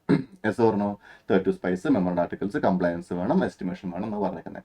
ഇനി ചിലപ്പം ഒരു existing public company, private company തോന്നുവാണ് ഞങ്ങൾക്കും സെക്ഷൻ 8 ആയിട്ട് എന്ത് ചെയ്യണം? പ്രവർത്തിക്കണം, ജനങ്ങളെ സേവിക്കണം, ലാഭം ഉണ്ടാക്കി മതി തോന്നുവാണെങ്കിൽ മാറിക്കോ. പക്ഷേ അതിന്റെ റിക്വയർമെന്റ്സ് ആണ് ഈ ബ്രാഞ്ചിൽ പറഞ്ഞിരിക്കുന്നത്. അതാണ് rule 19 rule 20. Rule 19 speaks about how can you form a new section 8 company and obtain licence. Section 20 speaks about how can you convert your existing public private company into a Section 8 company. അതാണ് എൻ്റെ total difference. അതിൻ്റെയാണ് ഈ change വന്നിരിക്കുന്ന areas എന്നാണ് പറഞ്ഞേക്കുന്നത്. അപ്പോൾ എല്ലാവർക്കും ഈ black ഇങ്കിൽ കൊടുത്തിരിക്കുന്ന ചേഞ്ചസ് എല്ലാം മനസ്സിലാക്കാണെന്ന് കരുതുന്നു. നമുക്ക് എന്ത് ചെയ്യാം, നെക്സ്റ്റിലേക്ക് പോവാം. ഓക്കെ, സോർണു. ഇനി അതിൽ വരുന്ന point conditions for conversion of company. എല്ലാവരും ഈ സപ്ലിമെന്ററി PDF എടുത്ത് വെച്ചിട്ടുണ്ടാവല്ലോ നിങ്ങളുടെ ഫോണിലോ നിങ്ങളുടെ ഡാറ്റയിൽ ഉണ്ടാവല്ലോ, എന്നിട്ട് വേണം വായിക്കാൻ വേണ്ടി. ഞാനും സ്ക്രീനിൽ കാണിച്ചു തരാം. അടുത്ത പോയിന്റ് വരുന്നത് conditions for conversion of a company registered under section 8 into a company of other kind. Section 8 ആയിട്ടുള്ള കമ്പനിക്ക് മറ്റൊരു കമ്പനി ആവാൻ പറ്റുമോ? പറ്റും. എന്ത് ചെയ്യണം? An intimate along with copy of application with annexes as filed in INC 18 with RD shall also go to registrar through MCA system. അതെന്താ പറഞ്ഞേക്കുന്നത് മനസ്സിലായിട്ടില്ല, ഒന്ന് വായിച്ചേ. An intimation along with copy of application with annexes as filed in form INC 18 with RD shall also go to registrar through MCA system. പുരിയില്ല sir? Okay, don't worry, we will help you. ആദ്യം നിങ്ങൾ കഥ മനസ്സിലാക്കണം എന്താണെന്ന്. ഇവിടുത്തെ കഥ ഇതാണ്. അതായത് സെക്ഷൻ 8 കമ്പനി ഒരു പ്രൈവറ്റോ പബ്ലിക് കമ്പനിയായിട്ട് മാറും. നേരെ തിരിച്ചാണ്. Right now I am a section 8 company and now I would like to convert my section 8 company into another private or public company. What are the procedures involved in that conversion? I have already taught you all the procedures and I have already given you written notes as well. So you can check the notes right now. First thing is you have to pass SR in GM, that is special resolution in general meeting. അത് ROC file ചെയ്യണം. MGT 14+V അത് file ചെയ്യണം. Altered memorandum objectives, alteration of memorandum ആർട്ടിക്കിൾസിൻ്റെ ക്ലോസുകളെല്ലാം change ചെയ്യേണ്ടി വരും. കാരണം നിങ്ങൾ നോൺ പ്രോഫിറ്റ് മാറി പ്രോഫിറ്റിലേക്ക് മാറുകയാണ്. അപ്പോൾ ഒബ്ജക്ട് ക്ലോസ് ചേഞ്ച് ചെയ്യേണ്ടി വരും. കേസ് പറഞ്ഞോ അങ്ങനെ പല ക്ലോസുകൾ ചേഞ്ച് ചെയ്യണം. ആ ചേഞ്ച് ഒക്കെ വരുത്തി എന്ത് ചെയ്യണം, അതും ഫയൽ ചെയ്യണം. ഒരുപാട് വള്ളിക്കെട്ടുകൾ പഠിക്കേണ്ടത് എല്ലാ പ്രിവിലേജ് കൺസെഷൻ ഒക്കെ വേണം. ഈ പോയിന്റ് നമ്പർ 3 ഉണ്ടോ, application to RD, INC 18+ P+ copy of resolution plus notice of meeting with explanatory statement എന്ന് കണ്ടോ? ഫോം 3 ഉണ്ടോ? ആപ്ലിക്കേഷൻ ആർക്ക് കൊടുക്കണ്ടേ? RDക്കാണ് അല്ലേ? ഇവിടെ പറയുന്ന ഈ നമ്മുടെ നോട്ടിൽ പറഞ്ഞ ചേഞ്ച്, ഈ സാധനമില്ലേ, ഇതില്ലേ, ഏത് ഈ സ്റ്റെപ്പ് നമ്പർ 3 പറഞ്ഞ INC 18, അത് ആർക്കൂടെ ഫയൽ ചെയ്യണം? It shall file to, it shall be filed also to ROC through MCA portal. ഇതാണ് അവർ പറഞ്ഞ change. Yes or no? Convert ചെയ്യണം എന്ന് പറയുമ്പം സെക്ഷൻ 8നെ നിങ്ങൾ മറ്റൊരു കമ്പനിയായിട്ട് കൺവേർട്ട് ചെയ്യണമെങ്കിൽ നിങ്ങളെ സെക്ഷൻ 8 ആക്കി ഇരുത്തിയത് ആരാണ്? MCA through licence. MCA means RD. ആ RDയോട് തന്നെ പറയണം എന്ത്, ഞങ്ങൾ മാറുവാണ്, ഞങ്ങൾ പോവുകയാണ്, ഞങ്ങൾക്ക് പ്രോഫിറ്റ് വേണം, ഞങ്ങൾ കൺവേർട്ട് ചെയ്യണമെന്ന് നിങ്ങൾക്ക് ലൈസൻസ് തന്ന് നിങ്ങളാക്കിയ RDA, അത് MCA അഥവാ RDA പോയി കണ്ട് അവിടെ വേണം ആപ്ലിക്കേഷൻ കൊടുക്കാൻ വേണ്ടി. അതാണ് INC 18. ആ INC 18 ആർക്കൂടെ കൊടുക്കണം? Simultaneously have to file with ROC as well. അത്ര മാത്രമേ ഇവിടെ പറഞ്ഞിട്ടുള്ളൂ. അപ്പോൾ ആ ഒരു പോയിന്റാണ് ഇവിടെ ചേഞ്ച് വരുന്നത്.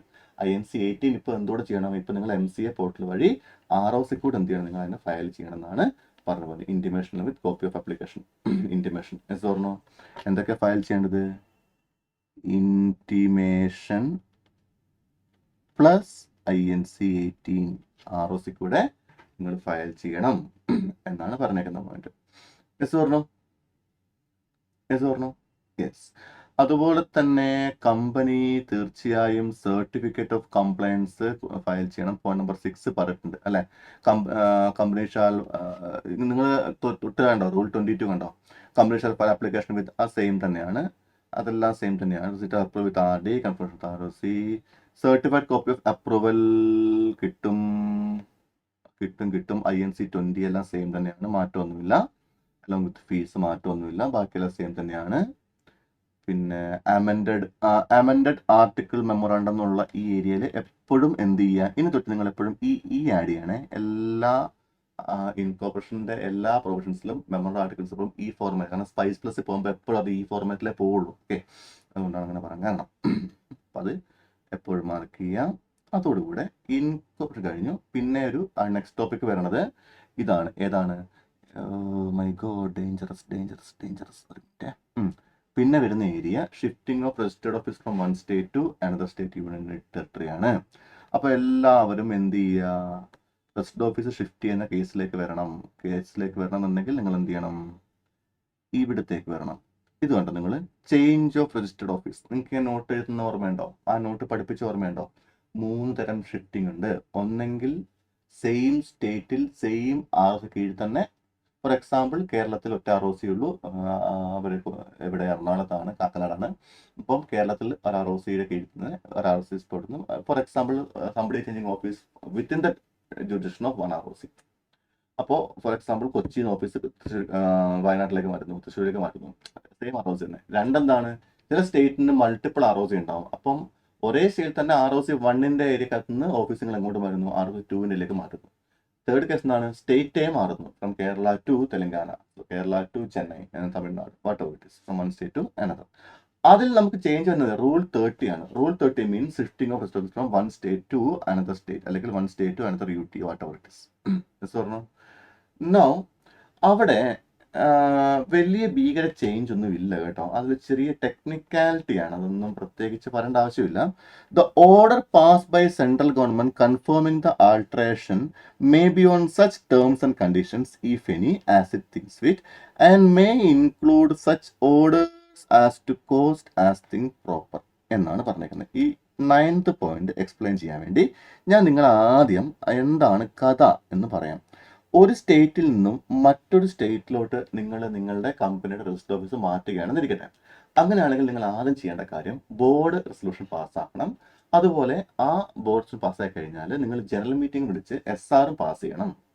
പറഞ്ഞോ, അത് MGT 14 എന്ത് ചെയ്യണം, അത് നിങ്ങൾ ഫയൽ ചെയ്യാൻ വേണ്ടി കോപ്പിക്ക് മാറ്റിക്കണം. അതുപോലെ തന്നെ നിങ്ങൾ ചേഞ്ച് ചെയ്യുന്ന കാര്യം അഡ്വർടൈസ്മെന്റ് ആയിട്ട് INC 26 എന്ത് ചെയ്യണം, നിങ്ങൾ അറിയിക്കണം. പറഞ്ഞോ. പിന്നെ നിങ്ങൾ ഡിവിഡൻഡ് ഹോൾഡേഴ്സിനെയും ക്രെഡിറ്റേഴ്സിനൊക്കെ അപ്രൂവൽ ഒക്കെ വേണ്ടി വരും. പിന്നെ ക്രെഡിറ്റേഴ്സിൻ്റെയും ഡിവിഡൻഡ് ഹോൾഡേഴ്സിൻ്റെ ലിസ്റ്റ് വേണം. ആ ലിസ്റ്റ് അറ്റ്ലീസ്റ്റ് 2 ഡയറക്ടേഴ്സിനും സൈൻ ചെയ്യണം. ആ ലിസ്റ്റിൽ ഓരോ ക്രെഡിറ്ററിൻ്റെയും ഡിവിഡൻഡ് ഹോൾഡറിൻ്റെയും നേച്ചറും അതുപോലെ എത്ര എമൗണ്ട് അവർ ഹോൾഡ് ചെയ്യുന്നു വേണം. അതുപോലെ തന്നെ ഡിക്ലറേഷൻ ഓഫ് എംപ്ലോയീസ് അതായത് എംപ്ലോയീസിനെ പിരിച്ചുവിടുന്ന കേസുമായി ബന്ധപ്പെട്ട് റിട്രസ്മെന്റുമായി ബന്ധപ്പെട്ട് വള്ളിക്കെട്ടൊന്നുമില്ല എന്നുള്ള ഡിക്ലറേഷൻ വേണം. അതുപോലെ ചീഫ് സെക്രട്ടറി ഓഫ് സ്റ്റേറ്റ്, അതുപോലെ തന്നെ സംഭവം കുറെ ടെക്നിക്കൽ ഫോർമാലിറ്റി ഒക്കെ ഉണ്ട്. ഇതെല്ലാം ചെയ്ത് കഴിഞ്ഞാൽ ഇതൊക്കെ നിങ്ങൾ എന്തെങ്കിലും ROCക്ക് ഫയൽ ചെയ്യണം. പറഞ്ഞു. ആഫ്റ്റർ കൺസിഡറിങ് ഈ 8th പോയിന്റ് ഉണ്ടോ, ഇത് നിങ്ങൾ വിത്തിൻ 30 days നിങ്ങൾ ഈ പറയുന്ന എല്ലാ കോപ്പിയും central government within 30 days file application INC 23 plus fee plus documents to central government. അതായത് ഇത് ഒരു ROCയുടെ കീഴിൽ നിന്ന് ഒരു for example case number 1, a company shifting register office from one place to another place within same ROC.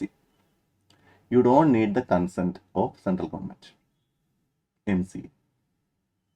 Okay, അവിടെ MCAയുടെ പെർമിഷനെ പറ്റി നമുക്കൊന്നും പ്രത്യേകിച്ചൊന്നും അവിടെ പറയുന്നില്ല. അങ്ങനെ ഒരു വലിയൊരു ചേഞ്ച് ഒന്നും പറയുന്നില്ല. പറഞ്ഞോ. അതേസമയം ഒരു സ്റ്റേറ്റിൽ 1 ROC ടു അനദർ ROC, ഒരു സ്റ്റേറ്റിൽ 1ൽ കൂടുതൽ ROC ഉണ്ടെന്ന് കേട്ടോ. For example in Mumbai, imagine Mumbai, Maharashtra, അവിടെ മുംബൈ ഉണ്ട്, പൂനെ ഉണ്ടെന്ന് കേട്ടെ. സോ 2 ROC ഉണ്ട് ഒരു സ്റ്റേറ്റിൽ തന്നെ. അപ്പം ഫ്രം 1 ROC നമ്പർ 1 മുംബൈയിൽ നിന്നും ഒരു കമ്പനി ROC നമ്പർ 2 പൂനെയിലേക്ക് മാറുകയാണെങ്കിൽ 2 ROC ആണ്, സെയിം സ്റ്റേറ്റ് ആണ് ബട്ട് ഡിഫറെന്റ് ROC ആണെങ്കിൽ അവിടെ നിങ്ങൾ RD അപ്രൂവൽ മേടിക്കണം. RD അപ്രൂവൽ എന്ന് പറഞ്ഞാൽ സെൻട്രൽ ഗവൺമെന്റ് അപ്രൂവൽ തന്നെ. മിനിസ്ട്രി ഓഫ് കോർപ്പറേറ്റ് അഫയേഴ്സ് നേരിട്ട് ഇക്കാര്യത്തിൽ ഇടപെടില്ല. അതിനുവേണ്ടി മിനിസ്ട്രി ഓഫ് ഈ സെൻട്രൽ ഗവൺമെന്റ് എന്ന് പറഞ്ഞാൽ മിനിസ്ട്രി ഓഫ് കോർപ്പറേറ്റ് എന്ന് വെച്ചാൽ എല്ലാം സെയിം തന്നെ. CG equal to MCA equal to RD. ഇനി മിനിസ്ട്രി ഓഫ് കോർപ്പറേറ്റ് അഫയേഴ്സിന് വേണ്ടിയാണ് RD ഇരിക്കുന്നത്. അപ്പൊ അവരുടെ അപ്രൂവൽ ആണ് വേണ്ടത്. പറഞ്ഞു. അതുകൊണ്ട് സെൻട്രൽ ഗവൺമെന്റ് അപ്രൂവൽ എന്ന് പറഞ്ഞിട്ട് RD ആണോ വന്നേക്കണേ, അതെന്താ കൺഫ്യൂഷൻ വന്നേക്കണേ? 2 സെയിം ആണെന്ന് അർത്ഥം. Central government equal to MCA equal to RD. അപ്പൊ അവിടെ എന്ത് വേണം? RD അപ്രൂവൽ വേണം, അതായത് CG അപ്രൂവൽ വേണം. അതുപോലെ തന്നെ മഹാരാഷ്ട്രയിൽ നിന്ന് ഇവർ ബീഹാറിലേക്ക് പോവുകയാണെങ്കിൽ സ്റ്റേറ്റേ മാറി, അപ്പോഴും എന്ത് വേണം? അപ്രൂവൽ വേണം. ആ അപ്രൂവൽ വേണമെങ്കിൽ നിങ്ങൾ INC 23 ഫോർമാറ്റിൽ കുറേ ലിസ്റ്റ് ഓഫ് ഡോക്യുമെന്റ്സ് എന്ത് ചെയ്യണം? ഈ RDക്ക് അയച്ചു കൊടുക്കണം. RD അഥവാ സെൻട്രൽ ഗവൺമെന്റ് അത് വെരിഫൈ ചെയ്തിട്ട് മാത്രമേ നിങ്ങൾക്ക് എന്തുള്ളൂ അപ്രൂവൽ കിട്ടുള്ളൂ. ആ അപ്രൂവൽ മേടിച്ചുകൊണ്ട് ROCക്ക് ഫയൽ ചെയ്താൽ മാത്രമേ ഷിഫ്റ്റിംഗ് നടക്കുകയുള്ളൂ. നമ്മൾ സെക്ഷൻ 8 പഠിച്ചു ഓർമ്മയുണ്ടോ, ലൈസൻസ് വാങ്ങാൻ വേണ്ടി പോകണമെന്ന്. അതുപോലെ തന്നെ ഈ ഷിഫ്റ്റിങ്ങിന്റെ കേസിൽ എന്ത് വേണം? നിങ്ങൾ എന്ത് ചെയ്യണം? അപ്രൂവൽ മേടിച്ചുകൊണ്ട് വരണം. ROC പറയും ഇത് ഞങ്ങൾക്ക് അപ്രൂവൽ, ഞങ്ങൾക്ക് ഇപ്പൊ ഞങ്ങൾ അപ്ലിക്കേഷൻ്റെ കാര്യമല്ല, ആ നിങ്ങൾ എന്ത് ചെയ്യുക, അവിടെ നിന്ന് അപ്രൂവൽ മേടിച്ചുകൊണ്ട് വാ, എന്നിട്ട് അപ്ലിക്കേഷൻ താ, അപ്പം ഞങ്ങൾ നോക്കാമെന്ന് പറയുള്ളൂ ഈ കേസുകളിൽ. അതുകൊണ്ട് അങ്ങനെ നിങ്ങൾ INC 23 എന്ത് ചെയ്യണം, CGക്ക് അപ്ലിക്കേഷൻ കൊടുക്കുന്നു. ആ ആപ്ലിക്കേഷൻ കിട്ടിക്കഴിഞ്ഞാൽ CG ഒബ്ജെക്ഷൻസ് വല്ല ആർക്കെങ്കിലും പറയാണ്ടോ ചെക്ക് ചെയ്യും. ക്രെഡിറ്റേഴ്സിനോ എംപ്ലോയീസിനോ അതുപോലെ തന്നെ മറ്റ് ഡെബിറ്റർ ഹോൾഡേഴ്സിനോ ഏതെങ്കിലും സ്റ്റാറ്റുട്ടറി അതോറിറ്റീസിനൊക്കെ ഒബ്ജെക്ഷൻ ഉണ്ടോ നോക്കും. ഒബ്ജെക്ഷൻ ഒന്നുമില്ല എന്ത് ചെയ്യും, അവർ നിങ്ങൾക്ക് ഒരു ഓർഡർ പാസ് ചെയ്യും, ഓർഡർ ഓഫ് ലിഫ്റ്റിംഗ് പാസ് ചെയ്യും. പറഞ്ഞോ, സാധാരണഗതിയിൽ ഈ ഓർഡർ ഓഫ് ലിഫ്റ്റിംഗ് പാസ് ചെയ്യുമ്പം ഈ ചിലപ്പോൾ അവരിതിൽ ഫീസ് ചാർജ് ചെയ്യാനുള്ള അല്ലെങ്കിൽ കോസ്റ്റ് വല്ലതും വന്നിട്ടുണ്ടെങ്കിൽ ചാർജ് ചെയ്യും. സെൻട്രൽ ഗവൺമെന്റ് എന്ത് ചിലപ്പോൾ ഇത്ര രൂപ അടക്കാൻ വേണ്ടി പറയും, ഇത്ര രൂപ അടക്കാൻ വേണ്ടി പറയും കോസ്റ്റ് ആയിട്ട്. ഇപ്പൊ ആ സാധനമില്ല, അങ്ങനെ അടക്കാൻ വേണ്ടി പറയൂലെന്നാണ് പറഞ്ഞേക്കുന്നത്. ആ പ്രൊവിഷൻ ഒമിറ്റ് ചെയ്തിട്ടുണ്ട്. ഇപ്പൊ നിങ്ങൾ CG will pass order for shifting എന്ന് മാത്രം പറഞ്ഞാൽ മതി. അതിനോട് കോസ്റ്റ് വല്ലതും വേണ്ടി അത് ചാർജുള്ള പ്രൊവിഷനുകൾ മിണ്ടാൻ പോകണ്ട, അനങ്ങണ്ട എന്നർത്ഥം. അത് ഒമിറ്റ് ചെയ്തിട്ടുണ്ട്. അതാണ് വേണ്ടി വരുന്ന മേജർ ആയിട്ടുള്ള ഒരു ചേഞ്ച്. യെസ് പറഞ്ഞോ. അപ്പോൾ അതും കഴിഞ്ഞു. പിന്നെ ബാക്കി വേറെ അതുപോലെ തന്നെ പ്രത്യേകിച്ച് നിങ്ങളുടെ വേറൊരു പോയിന്റ്, ഈ RD നിങ്ങൾക്ക് ഈ അപ്രൂവൽ തരണം എന്നുണ്ടെങ്കിൽ എന്തെങ്കിലും കമ്പനിക്കെതിരെ വല്ല കേസ് നടന്നുകൊണ്ട് നിൽക്കുക, ഇൻക്വയറി, ഇൻസ്പെക്ഷൻ, ഇൻവെസ്റ്റിഗേഷൻ, പ്രോസിക്യൂഷൻ എന്നിവ നടന്നുകൊണ്ട് നിൽക്കുന്ന സമയത്താണ് നിങ്ങൾ ഓർഡർ ഈ ഓഫീസ് മാറാൻ വേണ്ടി ചേഞ്ച് കൊടുക്കുന്നതെങ്കിൽ നിങ്ങൾക്ക് കിട്ടില്ല. ഫോർ എക്സാമ്പിൾ, ഒരു കമ്പനി തമിഴ്നാട്ടിലെ ചെന്നൈയിൽ നിന്നും മഹാരാഷ്ട്രയിലെ നാസിക്കിലേക്ക് മാറാൻ ശ്രമിക്കുന്നു, ഓഫീസ് മാറാൻ ശ്രമിക്കുന്നു. അപ്പോൾ ഈ ചെന്നൈയിലുള്ള കമ്പനി എന്ത് ചെയ്തു, RDക്ക്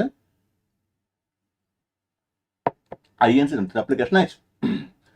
RD അന്വേഷിച്ചപ്പം ഈ ചെന്നൈയിലുള്ള ഈ കമ്പനിക്കെതിരെ മദ്രാസ് ഹൈക്കോടതിയിൽ ഒരു കേസ് നടക്കുകയാണ്. അല്ലെങ്കിൽ ഈ ചെന്നൈയിലുള്ള കമ്പനിക്കെതിരെ EDയുടെ ഒരു ഇൻവെസ്റ്റിഗേഷൻ, എൻഫോഴ്സ്മെന്റ് ആക്ടിവിറ്റി, ED അല്ലെങ്കിൽ CBI അല്ലെങ്കിൽ വിജിലൻസ് ഇവരുടെ ഒരു എൻക്വയറിയോ ഒരു ഇൻവെസ്റ്റിഗേഷനോ എല്ലാം നടന്നുകൊണ്ടിരിക്കുകയാണ്.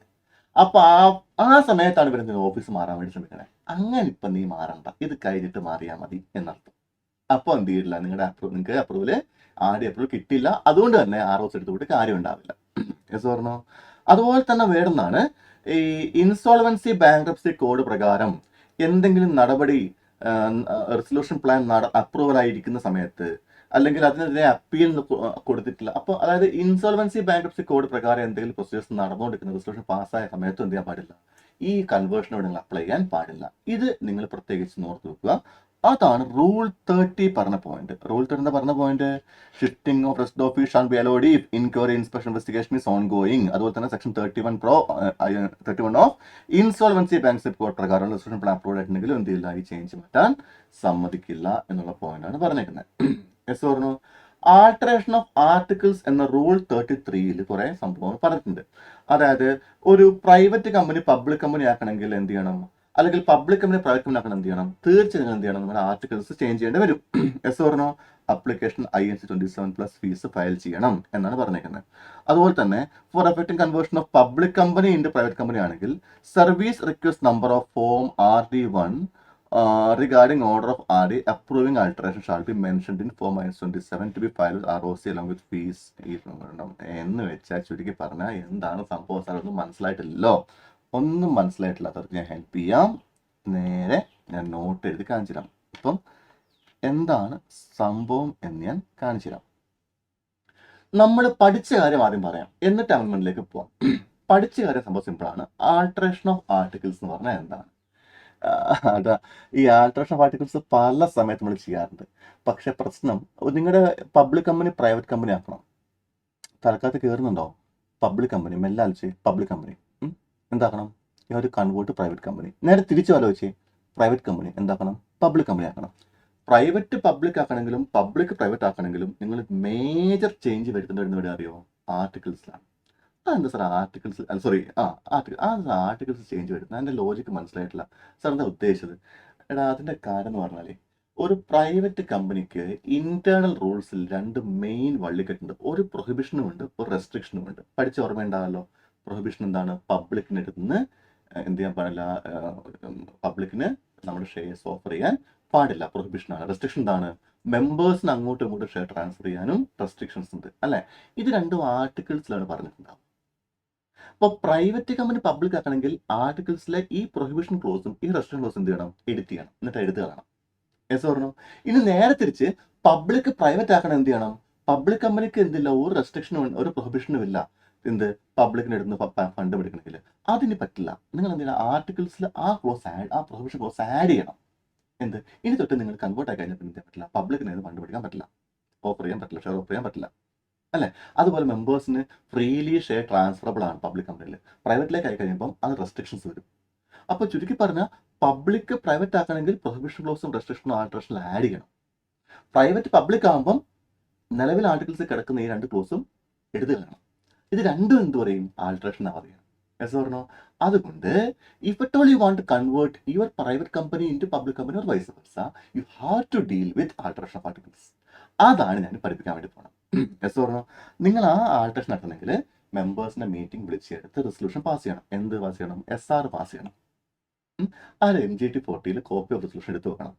എന്നിട്ട് ആൾട്ടേർഡ് ആർട്ടിക്കിൾസ് ഓഫ് അസോസിയേഷൻ എന്ന് വെച്ചാൽ ഇപ്പൊ നിങ്ങൾ പ്രൈവറ്റ് ആൾട്ടർ ചെയ്തിട്ടുണ്ടാവല്ലോ, ഇപ്പൊ ആ ക്ലോസ് ആഡ് ചെയ്യോ less whatever it is ആയിട്ടുണ്ടാവല്ലോ, അതെന്ത് ചെയ്യണം? ഈ സംഭവം നിങ്ങൾ conversion of public company to private company ആണെങ്കിൽ approval of tribunal in INC 27 എന്ന് പറഞ്ഞിട്ടുണ്ടായിരുന്നു അല്ലെ. Approval of tribunal INC 27 tribunal approval മേടിച്ച് അതായത് ഈ case applicable to public company to private company ആണ്. എന്താണ് പബ്ലിക് ടു പ്രൈവറ്റിലേക്ക് മാത്രം വന്നേ, പ്രൈവറ്റ് ടു പബ്ലിക് അല്ല, പബ്ലിക് ടു പ്രൈവറ്റ് ആണെങ്കിൽ conversion of public company to private company ആണെങ്കിൽ നിങ്ങൾ ട്രൈബ്യൂണലിന്റെ അപ്രൂവൽ മേടിക്കണം. INC 27 ഇത് ROCക്ക് ഫയൽ ചെയ്യണം. ROC ചോദിക്കും അപ്രൂവൽ ഓഫ് ട്രൈബ്യൂണൽ ഉണ്ടോ, കൺവേർഷൻ ട്രൈബ്യൂണൽ അപ്രൂവ് ചെയ്തിട്ടുണ്ടോ, ഉണ്ട്, എന്നാൽ ആദ്യം കണ്ട് തന്നെ കാണിച്ചേ, എന്നിട്ട് നിങ്ങളുടെ അപ്ലിക്കേഷൻ ഒക്കെ വേണമെന്ന് നോക്കാം. ആദ്യം അത് മേടിച്ചുകൊണ്ട് പോകാന്ന് പറയും. യെസ് പറഞ്ഞു. ഇവിടെ ചെറിയ തിരുത്തുണ്ട്. ഈ ഏരിയയിലാണ് ഈ ഒരു ഏരിയയിലാണ് എന്ത് നമ്മുടെ അമെന്റ്മെന്റ് കയറി വന്നേക്കുന്നത്. ഈ ഏരിയക്കകത്ത് അമെന്റ്മെന്റ് എന്താ പറഞ്ഞേക്കണ പോയിന്റ്, ഇവിടെ നിങ്ങൾ അപ്രൂവൽ ഓഫ് ട്രൈബ്യൂണലിന് പുറമെ നിങ്ങൾ എന്ത് ചെയ്യണം, പ്ലസ് അപ്രൂവൽ ഓഫ് RD വേണം. Approval of RD. യെസ് പറഞ്ഞോ? Approval of RD. So RD അപ്രൂവലിന്റെ തെളിവായിട്ട് നിങ്ങൾ എന്തുവെന്നറിയോ, അതിന്റെ service request number of form RD1 കൂടെ യെസ് പറഞ്ഞോ? അതാണ് അപ്രൂവൽ ഓഫ് RD എന്ന് പറഞ്ഞതിന്റെ പ്രൂഫ്. അതെന്ത് ചെയ്യണം, ഈ INC 27 കൂടെ ROCക്ക് സബ്മിറ്റ് ചെയ്യണം. അപ്പോൾ ഇവിടെ പ്ലസ് ഇട്ടേ, പ്ലസ് കണ്ടോ, ഇതാണ് നമ്മുടെ പുതിയ ചേഞ്ച്. എന്നിട്ട് എന്ത് ചെയ്യണം, ROCക്ക് ഫയൽ ചെയ്യണം. ഫയൽ ചെയ്യുമ്പം ഇവിടെ ഈ ആർട്ടിക്കിൾ ഓഫ് അസോസിയേഷനും ഈ മെമ്മറാണ്ടം ഓഫ് അസോസിയേഷനും ചേർത്ത് വേണം എന്ത് ചെയ്യാൻ, ഫയൽ ചെയ്യാൻ. Yes or no? ഇത് രണ്ടുമാണ് ഇവിടുത്തെ മേജർ ചേഞ്ച് ആയിട്ട് റൂൾ 33 പറഞ്ഞിരിക്കുന്ന പോയിന്റ്. I hope that is very clear to all of you. Yes or no? മക്കളെ, സപ്ലിമെന്ററി പഠിക്കാൻ ഇരിക്കുമ്പോൾ ആദ്യം നിങ്ങൾ ചാപ്റ്റർ പഠിച്ചിട്ട് ഇരിക്കാവുള്ളൂ കേട്ടോ, ഇല്ലേ ഒരു തേങ്ങ പിണക്ക് മനസ്സിലാവില്ല. ഓക്കെ, ചേഞ്ച് ഉണ്ട്, ചേഞ്ചാ ഞാൻ പറഞ്ഞിരുന്നത്, അല്ലാണ്ട് കോൺസെപ്റ്റ് അല്ല, ചേഞ്ചാ പറഞ്ഞിരുന്നത്. അപ്പോൾ ഓൾറെഡി ഉള്ള കാര്യം അറിയാത്തവർക്ക് ചേഞ്ച് പറഞ്ഞു കഴിഞ്ഞാൽ ഇതൊന്നും മനസ്സിലാവില്ല. അതുകൊണ്ട് ആദ്യം പഠിച്ചിട്ട് മാത്രം ഈ വീഡിയോ കാണുക. ഡിസ്ക്ലെയിമർ ആണ്. ഓക്കെ, ഇല്ലെങ്കിൽ ഉള്ള കിളിയുടെ പോയി കിട്ടും, പല ആംഗിളിൽ കിളി പറക്കും. ഓക്കെ, സോ ഞാനിത് മെല്ലെ ആയിട്ട് സാധനം എടുക്കുന്നത്, അല്ലാണ്ട് അങ്ങനെ എങ്ങനെ കുറേ ചേഞ്ച് ഉണ്ടെന്ന് പറയുന്നില്ല. ക്ഷമയുള്ളവർ മാത്രം കാണുക.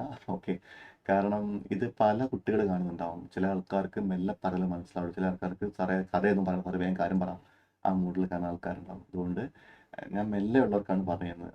കാരണം വെച്ചാൽ ബേസിക്കലി ഞാനാണ് എക്സാം എഴുതാൻ പോകുന്നതെങ്കിൽ എനിക്ക് എങ്ങനെ കിട്ടിയാൽ കൊള്ളാം എന്നാണ് എൻ്റെ ചിന്ത. ഞാൻ ആ ആംഗിളാണ് ക്ലാസ് എടുത്തത്. ഓക്കെ, എന്നെ സംബന്ധിച്ച് ഒരാൾ പെട്ടെന്ന് വന്നിട്ട് ഇതും ചേഞ്ച് ഉണ്ടെന്ന് പറഞ്ഞു കഴിഞ്ഞാൽ എനിക്ക് മനസ്സിലാവില്ല. ആദ്യം ഇങ്ങനെ മെല്ലെ ഇത് ഓർമ്മയുണ്ടല്ലോ, അതിൽ ഈ പോയിന്റ് ഓർമ്മയുണ്ടല്ലോ, ഇത് ചേഞ്ച് ഉണ്ട് എന്ന് പറഞ്ഞാൽ എനിക്ക് മനസ്സിലാവുള്ളൂ. സോ അത് തന്നെയാണ് ഞാൻ ഡെലിവറി ചെയ്യണത്. ഓക്കെ, സോ ഇതിൽ എന്തെങ്കിലും പോരായ്മകൾ ഉണ്ടെങ്കിൽ അല്ല എന്തെങ്കിലും നിങ്ങൾക്ക് പറ്റാത്തതുണ്ടെങ്കിൽ ക്ഷമിക്കുക. Okay, I'm so sorry for that, for the slow process. Okay, anyway next ടോപ്പിക്കിലേക്ക് പോവാം.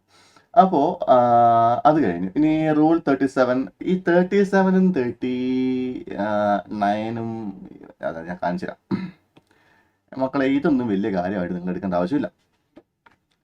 അയ്യോ, ഇനിയിപ്പോൾ ഞാൻ പറഞ്ഞുകൊണ്ട് ഇത് എക്സ്പ്ലനേഷൻ വരില്ല എന്ന് അത് വിചാരിച്ചേക്കല്ലേ, വരാൻ ചാൻസ് ഉണ്ട്, MCക്ക് ചാൻസ് ഉണ്ട്. Rule 37, conversion of unlimited company into a limited liability company by shares or guarantee. Text ബുക്കിൽ ഇല്ലാത്തൊരു സാധനമാണ്. ഇല്ലാത്ത മീൻസ് ഫോക്കസ് ചെയ്യാത്തൊരു സാധനമാണ്. എന്താണ്? ഒരു unlimited liability company. First of all അങ്ങനെ സാധനം ഉണ്ടോ? ഉണ്ട്. നമ്മുടെ companies on the base of ലയബിലിറ്റിയിൽ 3 തരം കമ്പനി ഉണ്ട്. ലിമിറ്റഡ് ബൈ ഷെയർസ് ഉണ്ട്, ലിമിറ്റഡ് ബൈ ഗ്യാരണ്ടി ഉണ്ട്, അൺലിമിറ്റഡ് കമ്പനി ഉണ്ട്. ഒരു അൺലിമിറ്റഡ് ലയബിലിറ്റി കമ്പനിയിൽ മെമ്പേഴ്സ് ലയബിലിറ്റി എപ്പോഴും എന്തായിരിക്കും? അൺലിമിറ്റഡ് ആയിരിക്കും. അപ്പോൾ അതിനെ നിങ്ങൾ എന്ത് ചെയ്യുന്നു? അൺലിമിറ്റഡ് ലയബിലിറ്റി കമ്പനിയെ നിങ്ങൾ ലിമിറ്റഡ് ബൈ ഷെയർസോ ഗ്യാരണ്ടിയോ ആയിട്ട് കൺവേർട്ട് ചെയ്യാണ്. കൺവേർട്ട് ചെയ്യണമെങ്കിൽ എന്ത് ചെയ്യണം? The company shall within 45 days of passing SR and SR shall file an application form IN27 for the conversion with the following documents, namely notice of GM, it's a statement, copy of resolution passed, publication, അപ്പോൾ ഞാനത് question തരാം. എല്ലാവരും നോട്ടിൽ question എഴുതിക്കോളൂ. What are the procedures? ഞാൻ help ചെയ്യാം. ഞാൻ മാത്രമായിട്ട് അങ്ങനെ നിങ്ങളെ പറഞ്ഞ് എഴുതിച്ച് ഒരു കൊടും ദുഷ്ടനായി മാറുന്നില്ല. ഞാനിങ്ങനെ ഇതിപ്പോൾ എവിടെ ആഡ് ചെയ്യും കർത്താവ്? നോട്ട് ഓൾറെഡി നീണ്ടുപോയല്ലോ. കൺവേർഷൻ ഓഫ് കമ്പനി അല്ല, അപ്പോൾ എവിടെ തന്നെ എഴുതാം. So you may write the heading along with me. Heading ഇതാണ്: what are the procedures of conversion of Number 1, unlimited liability company. എന്താണ് അൺലിമിറ്റഡ് ലയബിലിറ്റി കമ്പനി? എന്താണ് മാറ്റുന്നു? Company which is limited by shares ആയിരിക്കാം, or company limited by guarantee ആവാം. രണ്ടാണെങ്കിൽ liability limited അല്ല, guarantee ആവാം. അതിൻ്റെ പ്രൊസീജിയേഴ്സ് എന്തൊക്കെയാണെന്നാണ്. ഓക്കെ സോർണോ, ഇതൊരു പുതിയ കാര്യമാണ് ടെക്സ്റ്റ് ബുക്കിൽ ഇതിനെ പറ്റി. ഇത് അമെൻമെന്റ് ആയിട്ട് ഇങ്ങനത്തെ സാധനത്തെ ഇങ്ങനെയാണ് എന്ന് പറയുന്ന സാധനമല്ല, ഇത് പുതിയൊരു സാധനം കൊണ്ട് ആഡ് ചെയ്യാണ് സോർണോ. അതുകൊണ്ട് എന്ത് ചെയ്യാം, നമുക്കൊന്ന് എഴുതി വെച്ചേക്കാം. എന്തൊക്കെയാണ് അതിൻ്റെ ഫോർമാലിറ്റി? നിങ്ങൾ ഫസ്റ്റ് ചെയ്യേണ്ട കാര്യം ജനറൽ മീറ്റിംഗ് വിളിക്കുക, എന്നിട്ട് SR പാസ് ചെയ്യാം. പാസ് SR പാസ് ചെയ്യാം. സോർണോ, SR പാസ് ചെയ്തതിൻ്റെ കോപ്പി ഓഫ് റെസൊല്യൂഷൻ വേണം. You need A copy of resolution. ഇതിൻ്റെ ഫോർമാറ്റ് മറ്റു കേസുകളിൽ MGT14 ആണ്, പക്ഷെ ഇവിടെ പ്രത്യേകിച്ച് ഒന്നും പറയുന്നില്ല.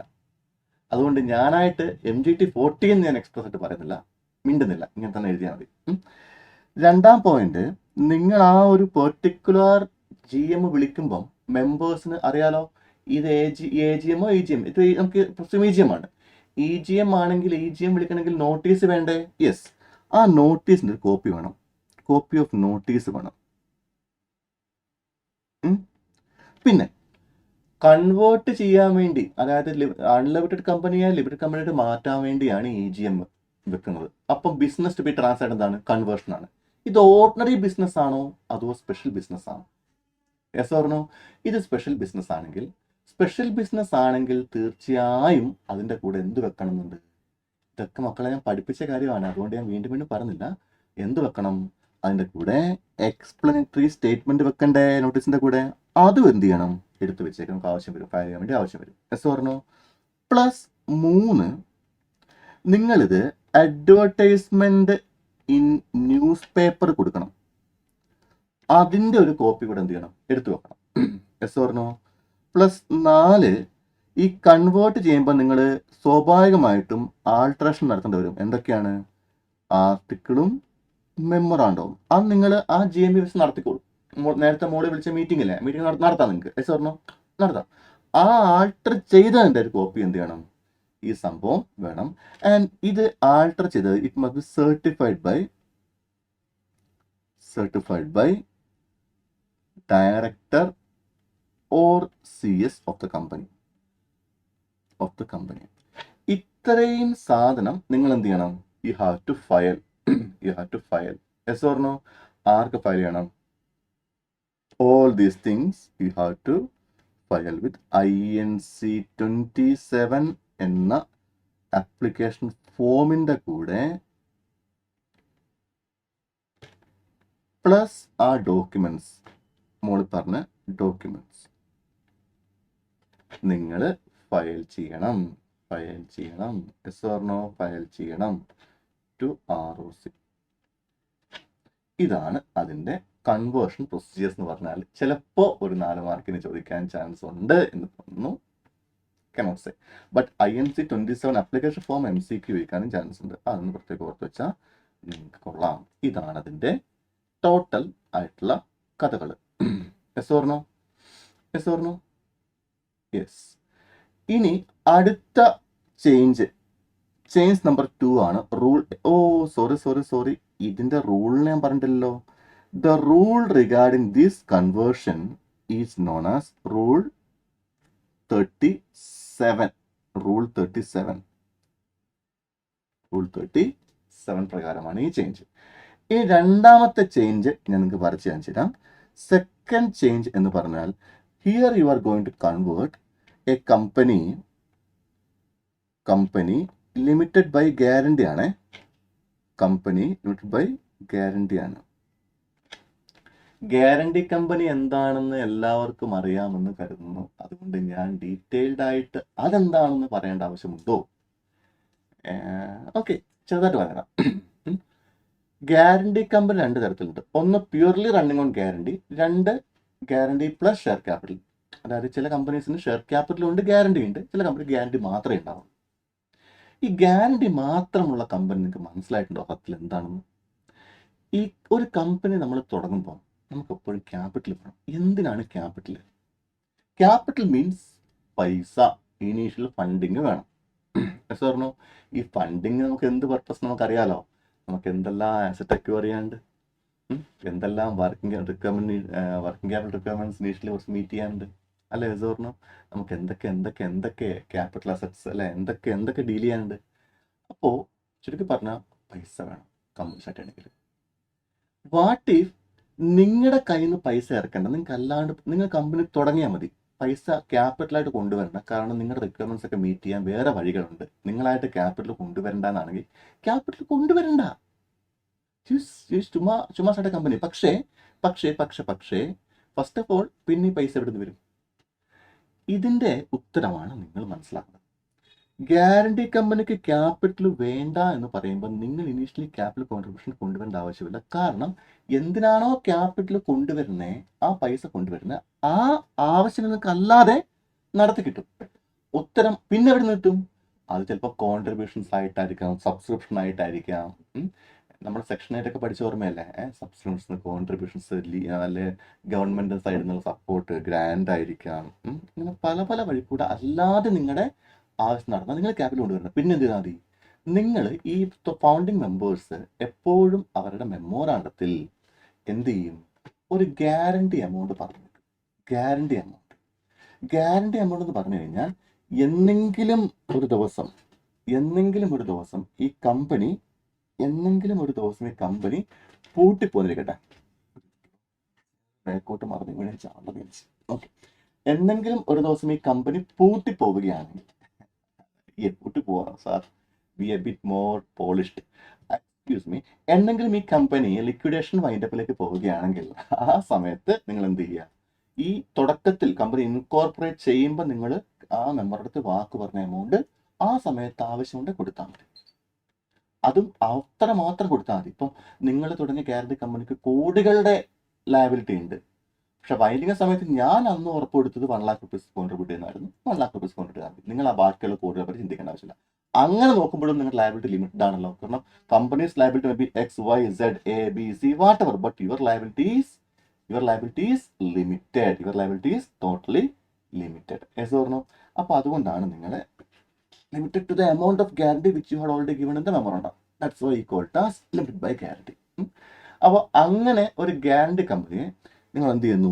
ഇപ്പം നിങ്ങൾ നോർമൽ ഷെയർ ക്യാപിറ്റൽ ഉള്ള കമ്പനിയായിട്ട്, normal companies limited by shares ആയിട്ട് കൺവേർട്ട് ചെയ്യുകയാണെങ്കിൽ എന്താണ് ചെയ്യേണ്ടത്? അങ്ങനെ നിങ്ങൾ കൺവേർട്ട് ചെയ്യുകയാണെങ്കിൽ നിങ്ങൾ ചെയ്യേണ്ട കാര്യം സെയിം തന്നെയാണ്. നിങ്ങൾ ഫയൽ ചെയ്യേണ്ടത് INC 27 ആണ്. സോ സ്റ്റെപ്പ് ബൈ സ്റ്റെപ്പായിട്ട് പറയാം. ഫസ്റ്റ് വൺ,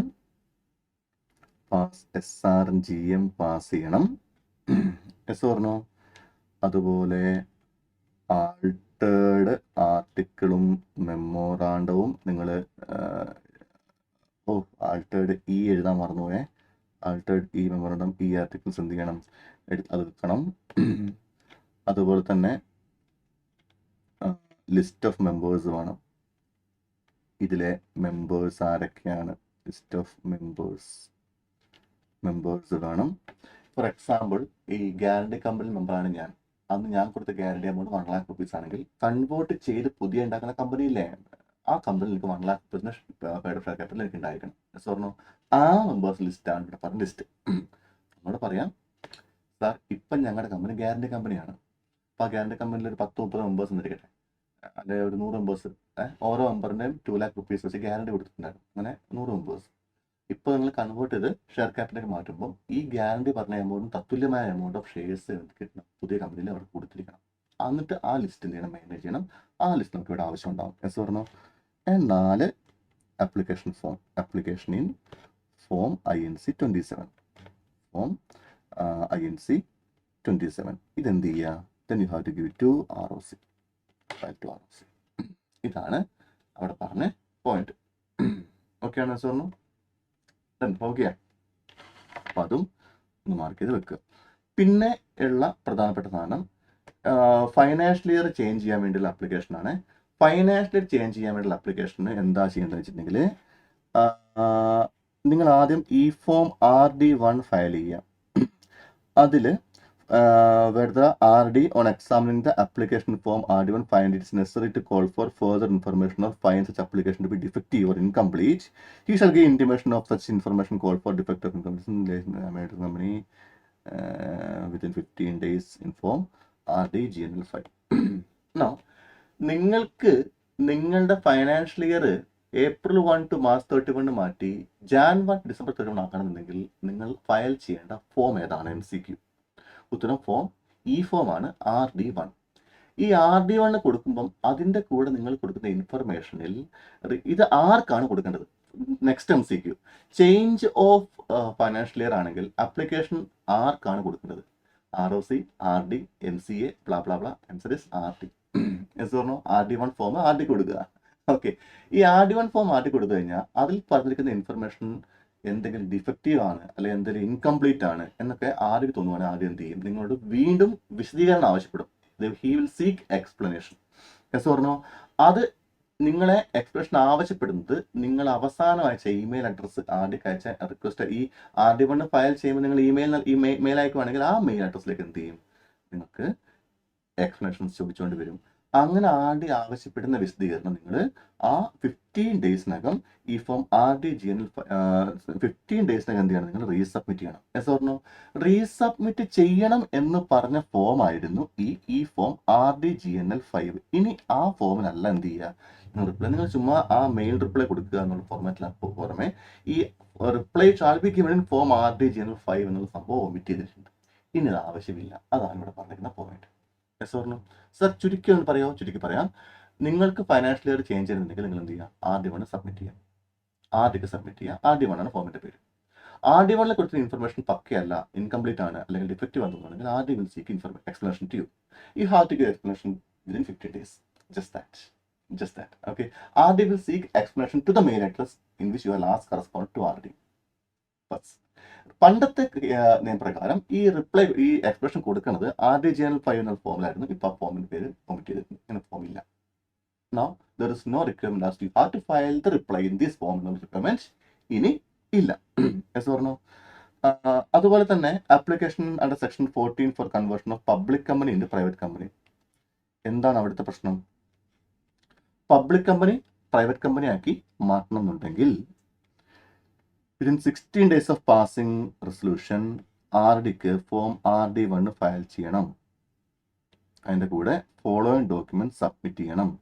ഈ memorandum articles, copy of minutes, SR pass ചെയ്യുമ്പോൾ അത്, അതുപോലെ തന്നെ വോട്ടിങ്ങിൻ്റെ proportion, copy of board resolution power of attorney, copy of board resolution power of attorney dated note this may be okay, declaration of KMP that compliance എല്ലാം ഓക്കെയാണ്, deposit ഒന്നും എടുത്തിട്ടില്ല, അതുപോലെ തന്നെ declaration of KMP non compliance of related patterns തുടങ്ങിയ സംഭവമൊന്നും വന്നിട്ടില്ല, declaration of KMP that not solution is pending to be filed in terms of SEBI requirements ഒക്കെ follow ചെയ്തിട്ടുണ്ട്.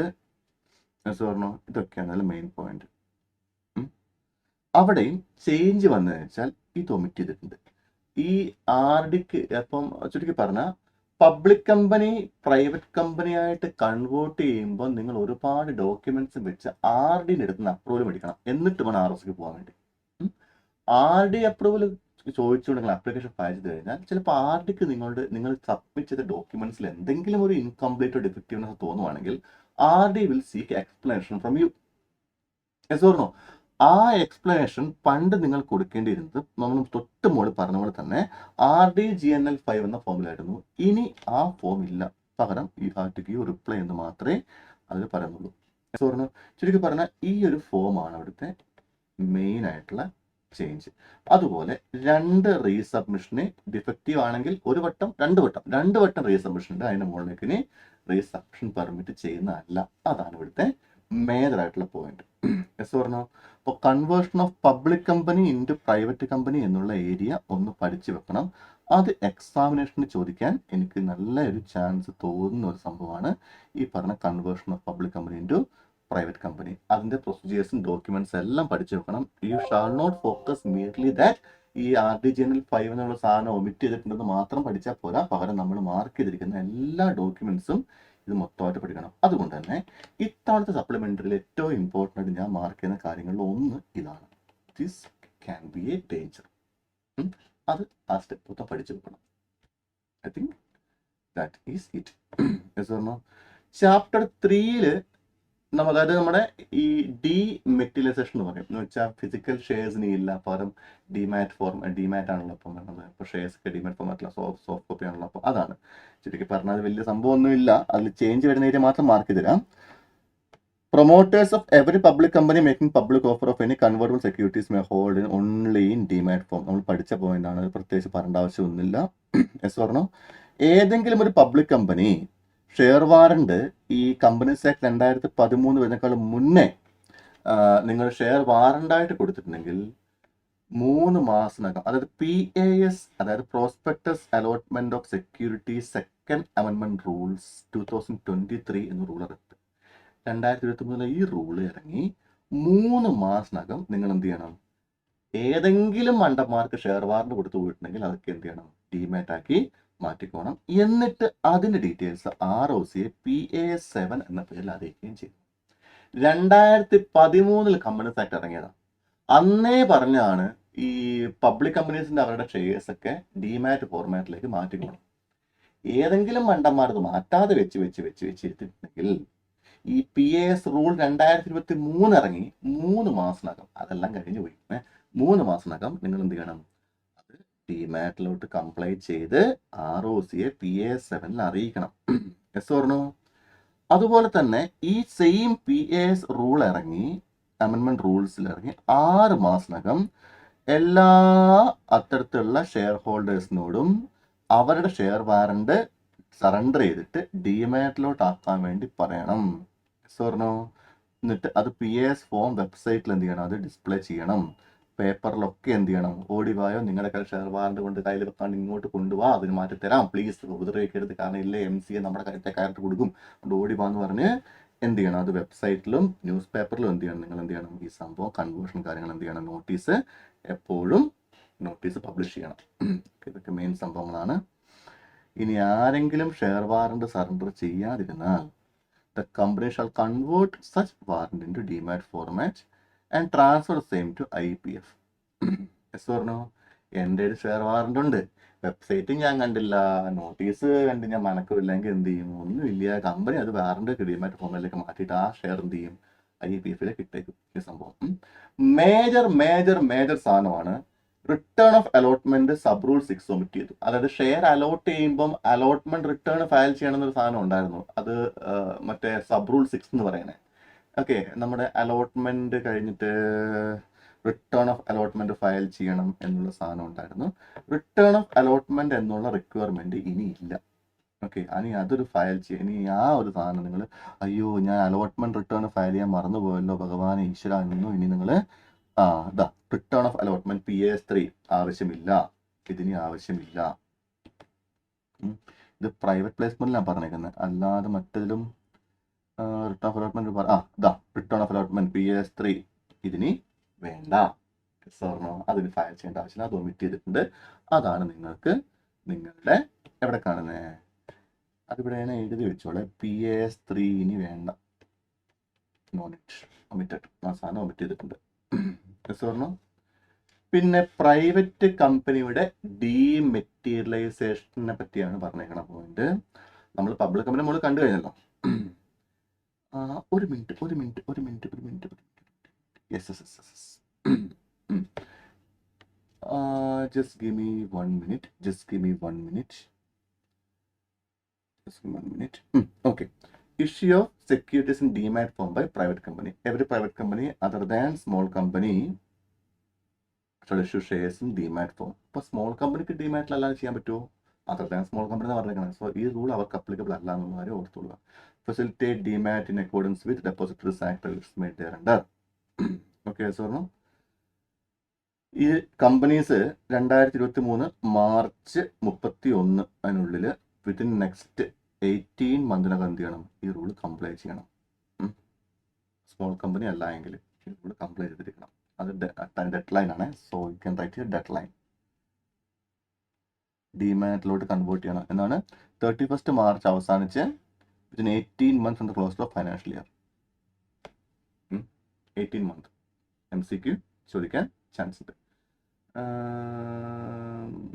അത് 31 മാർച്ച് 18 എന്ന് പറഞ്ഞാൽ എത്രയാണ് ഉദ്ദേശിക്കുന്നത്? 12 വാരം 18, അപ്പോൾ 1.5 വർഷം അല്ലേ? 1.5 വർഷം. ഇപ്പോൾ 23, 24 ഒരു വർഷം, 25. ഓക്കെ. അതായത് 1.5 വർഷത്തിനകം എന്ത് ചെയ്യണം? ഇത് ടോട്ടലി ചെയ്യണം. 31 മാർച്ച് തൊട്ട് 18 മന്ത് കൗണ്ട് ചെയ്യാം. 31 മാർച്ച് തൊട്ട് നെക്സ്റ്റ് 31 മാർച്ച് 2024 വരെ ആകുമ്പോൾ 12 മന്ത് ആവും. Okay. 2024 April, May, June, July, August, September 30, 24 change ചെയ്യണം. പ്രൊഡ്യൂസർ കമ്പനി കൺവേർട്ട് ചെയ്ത് സബ് റൂൾ ആണെങ്കിൽ, if you are A producer company convert sub rule ആണെങ്കിൽ നിങ്ങൾക്ക് 5 years എന്ന ക്ലോസ് ഓഫ് ഫൈനാൻഷ്യൽ ഇയർ നീട്ടി സമയം കിട്ടിയിട്ടുണ്ട്. ഓർണോ?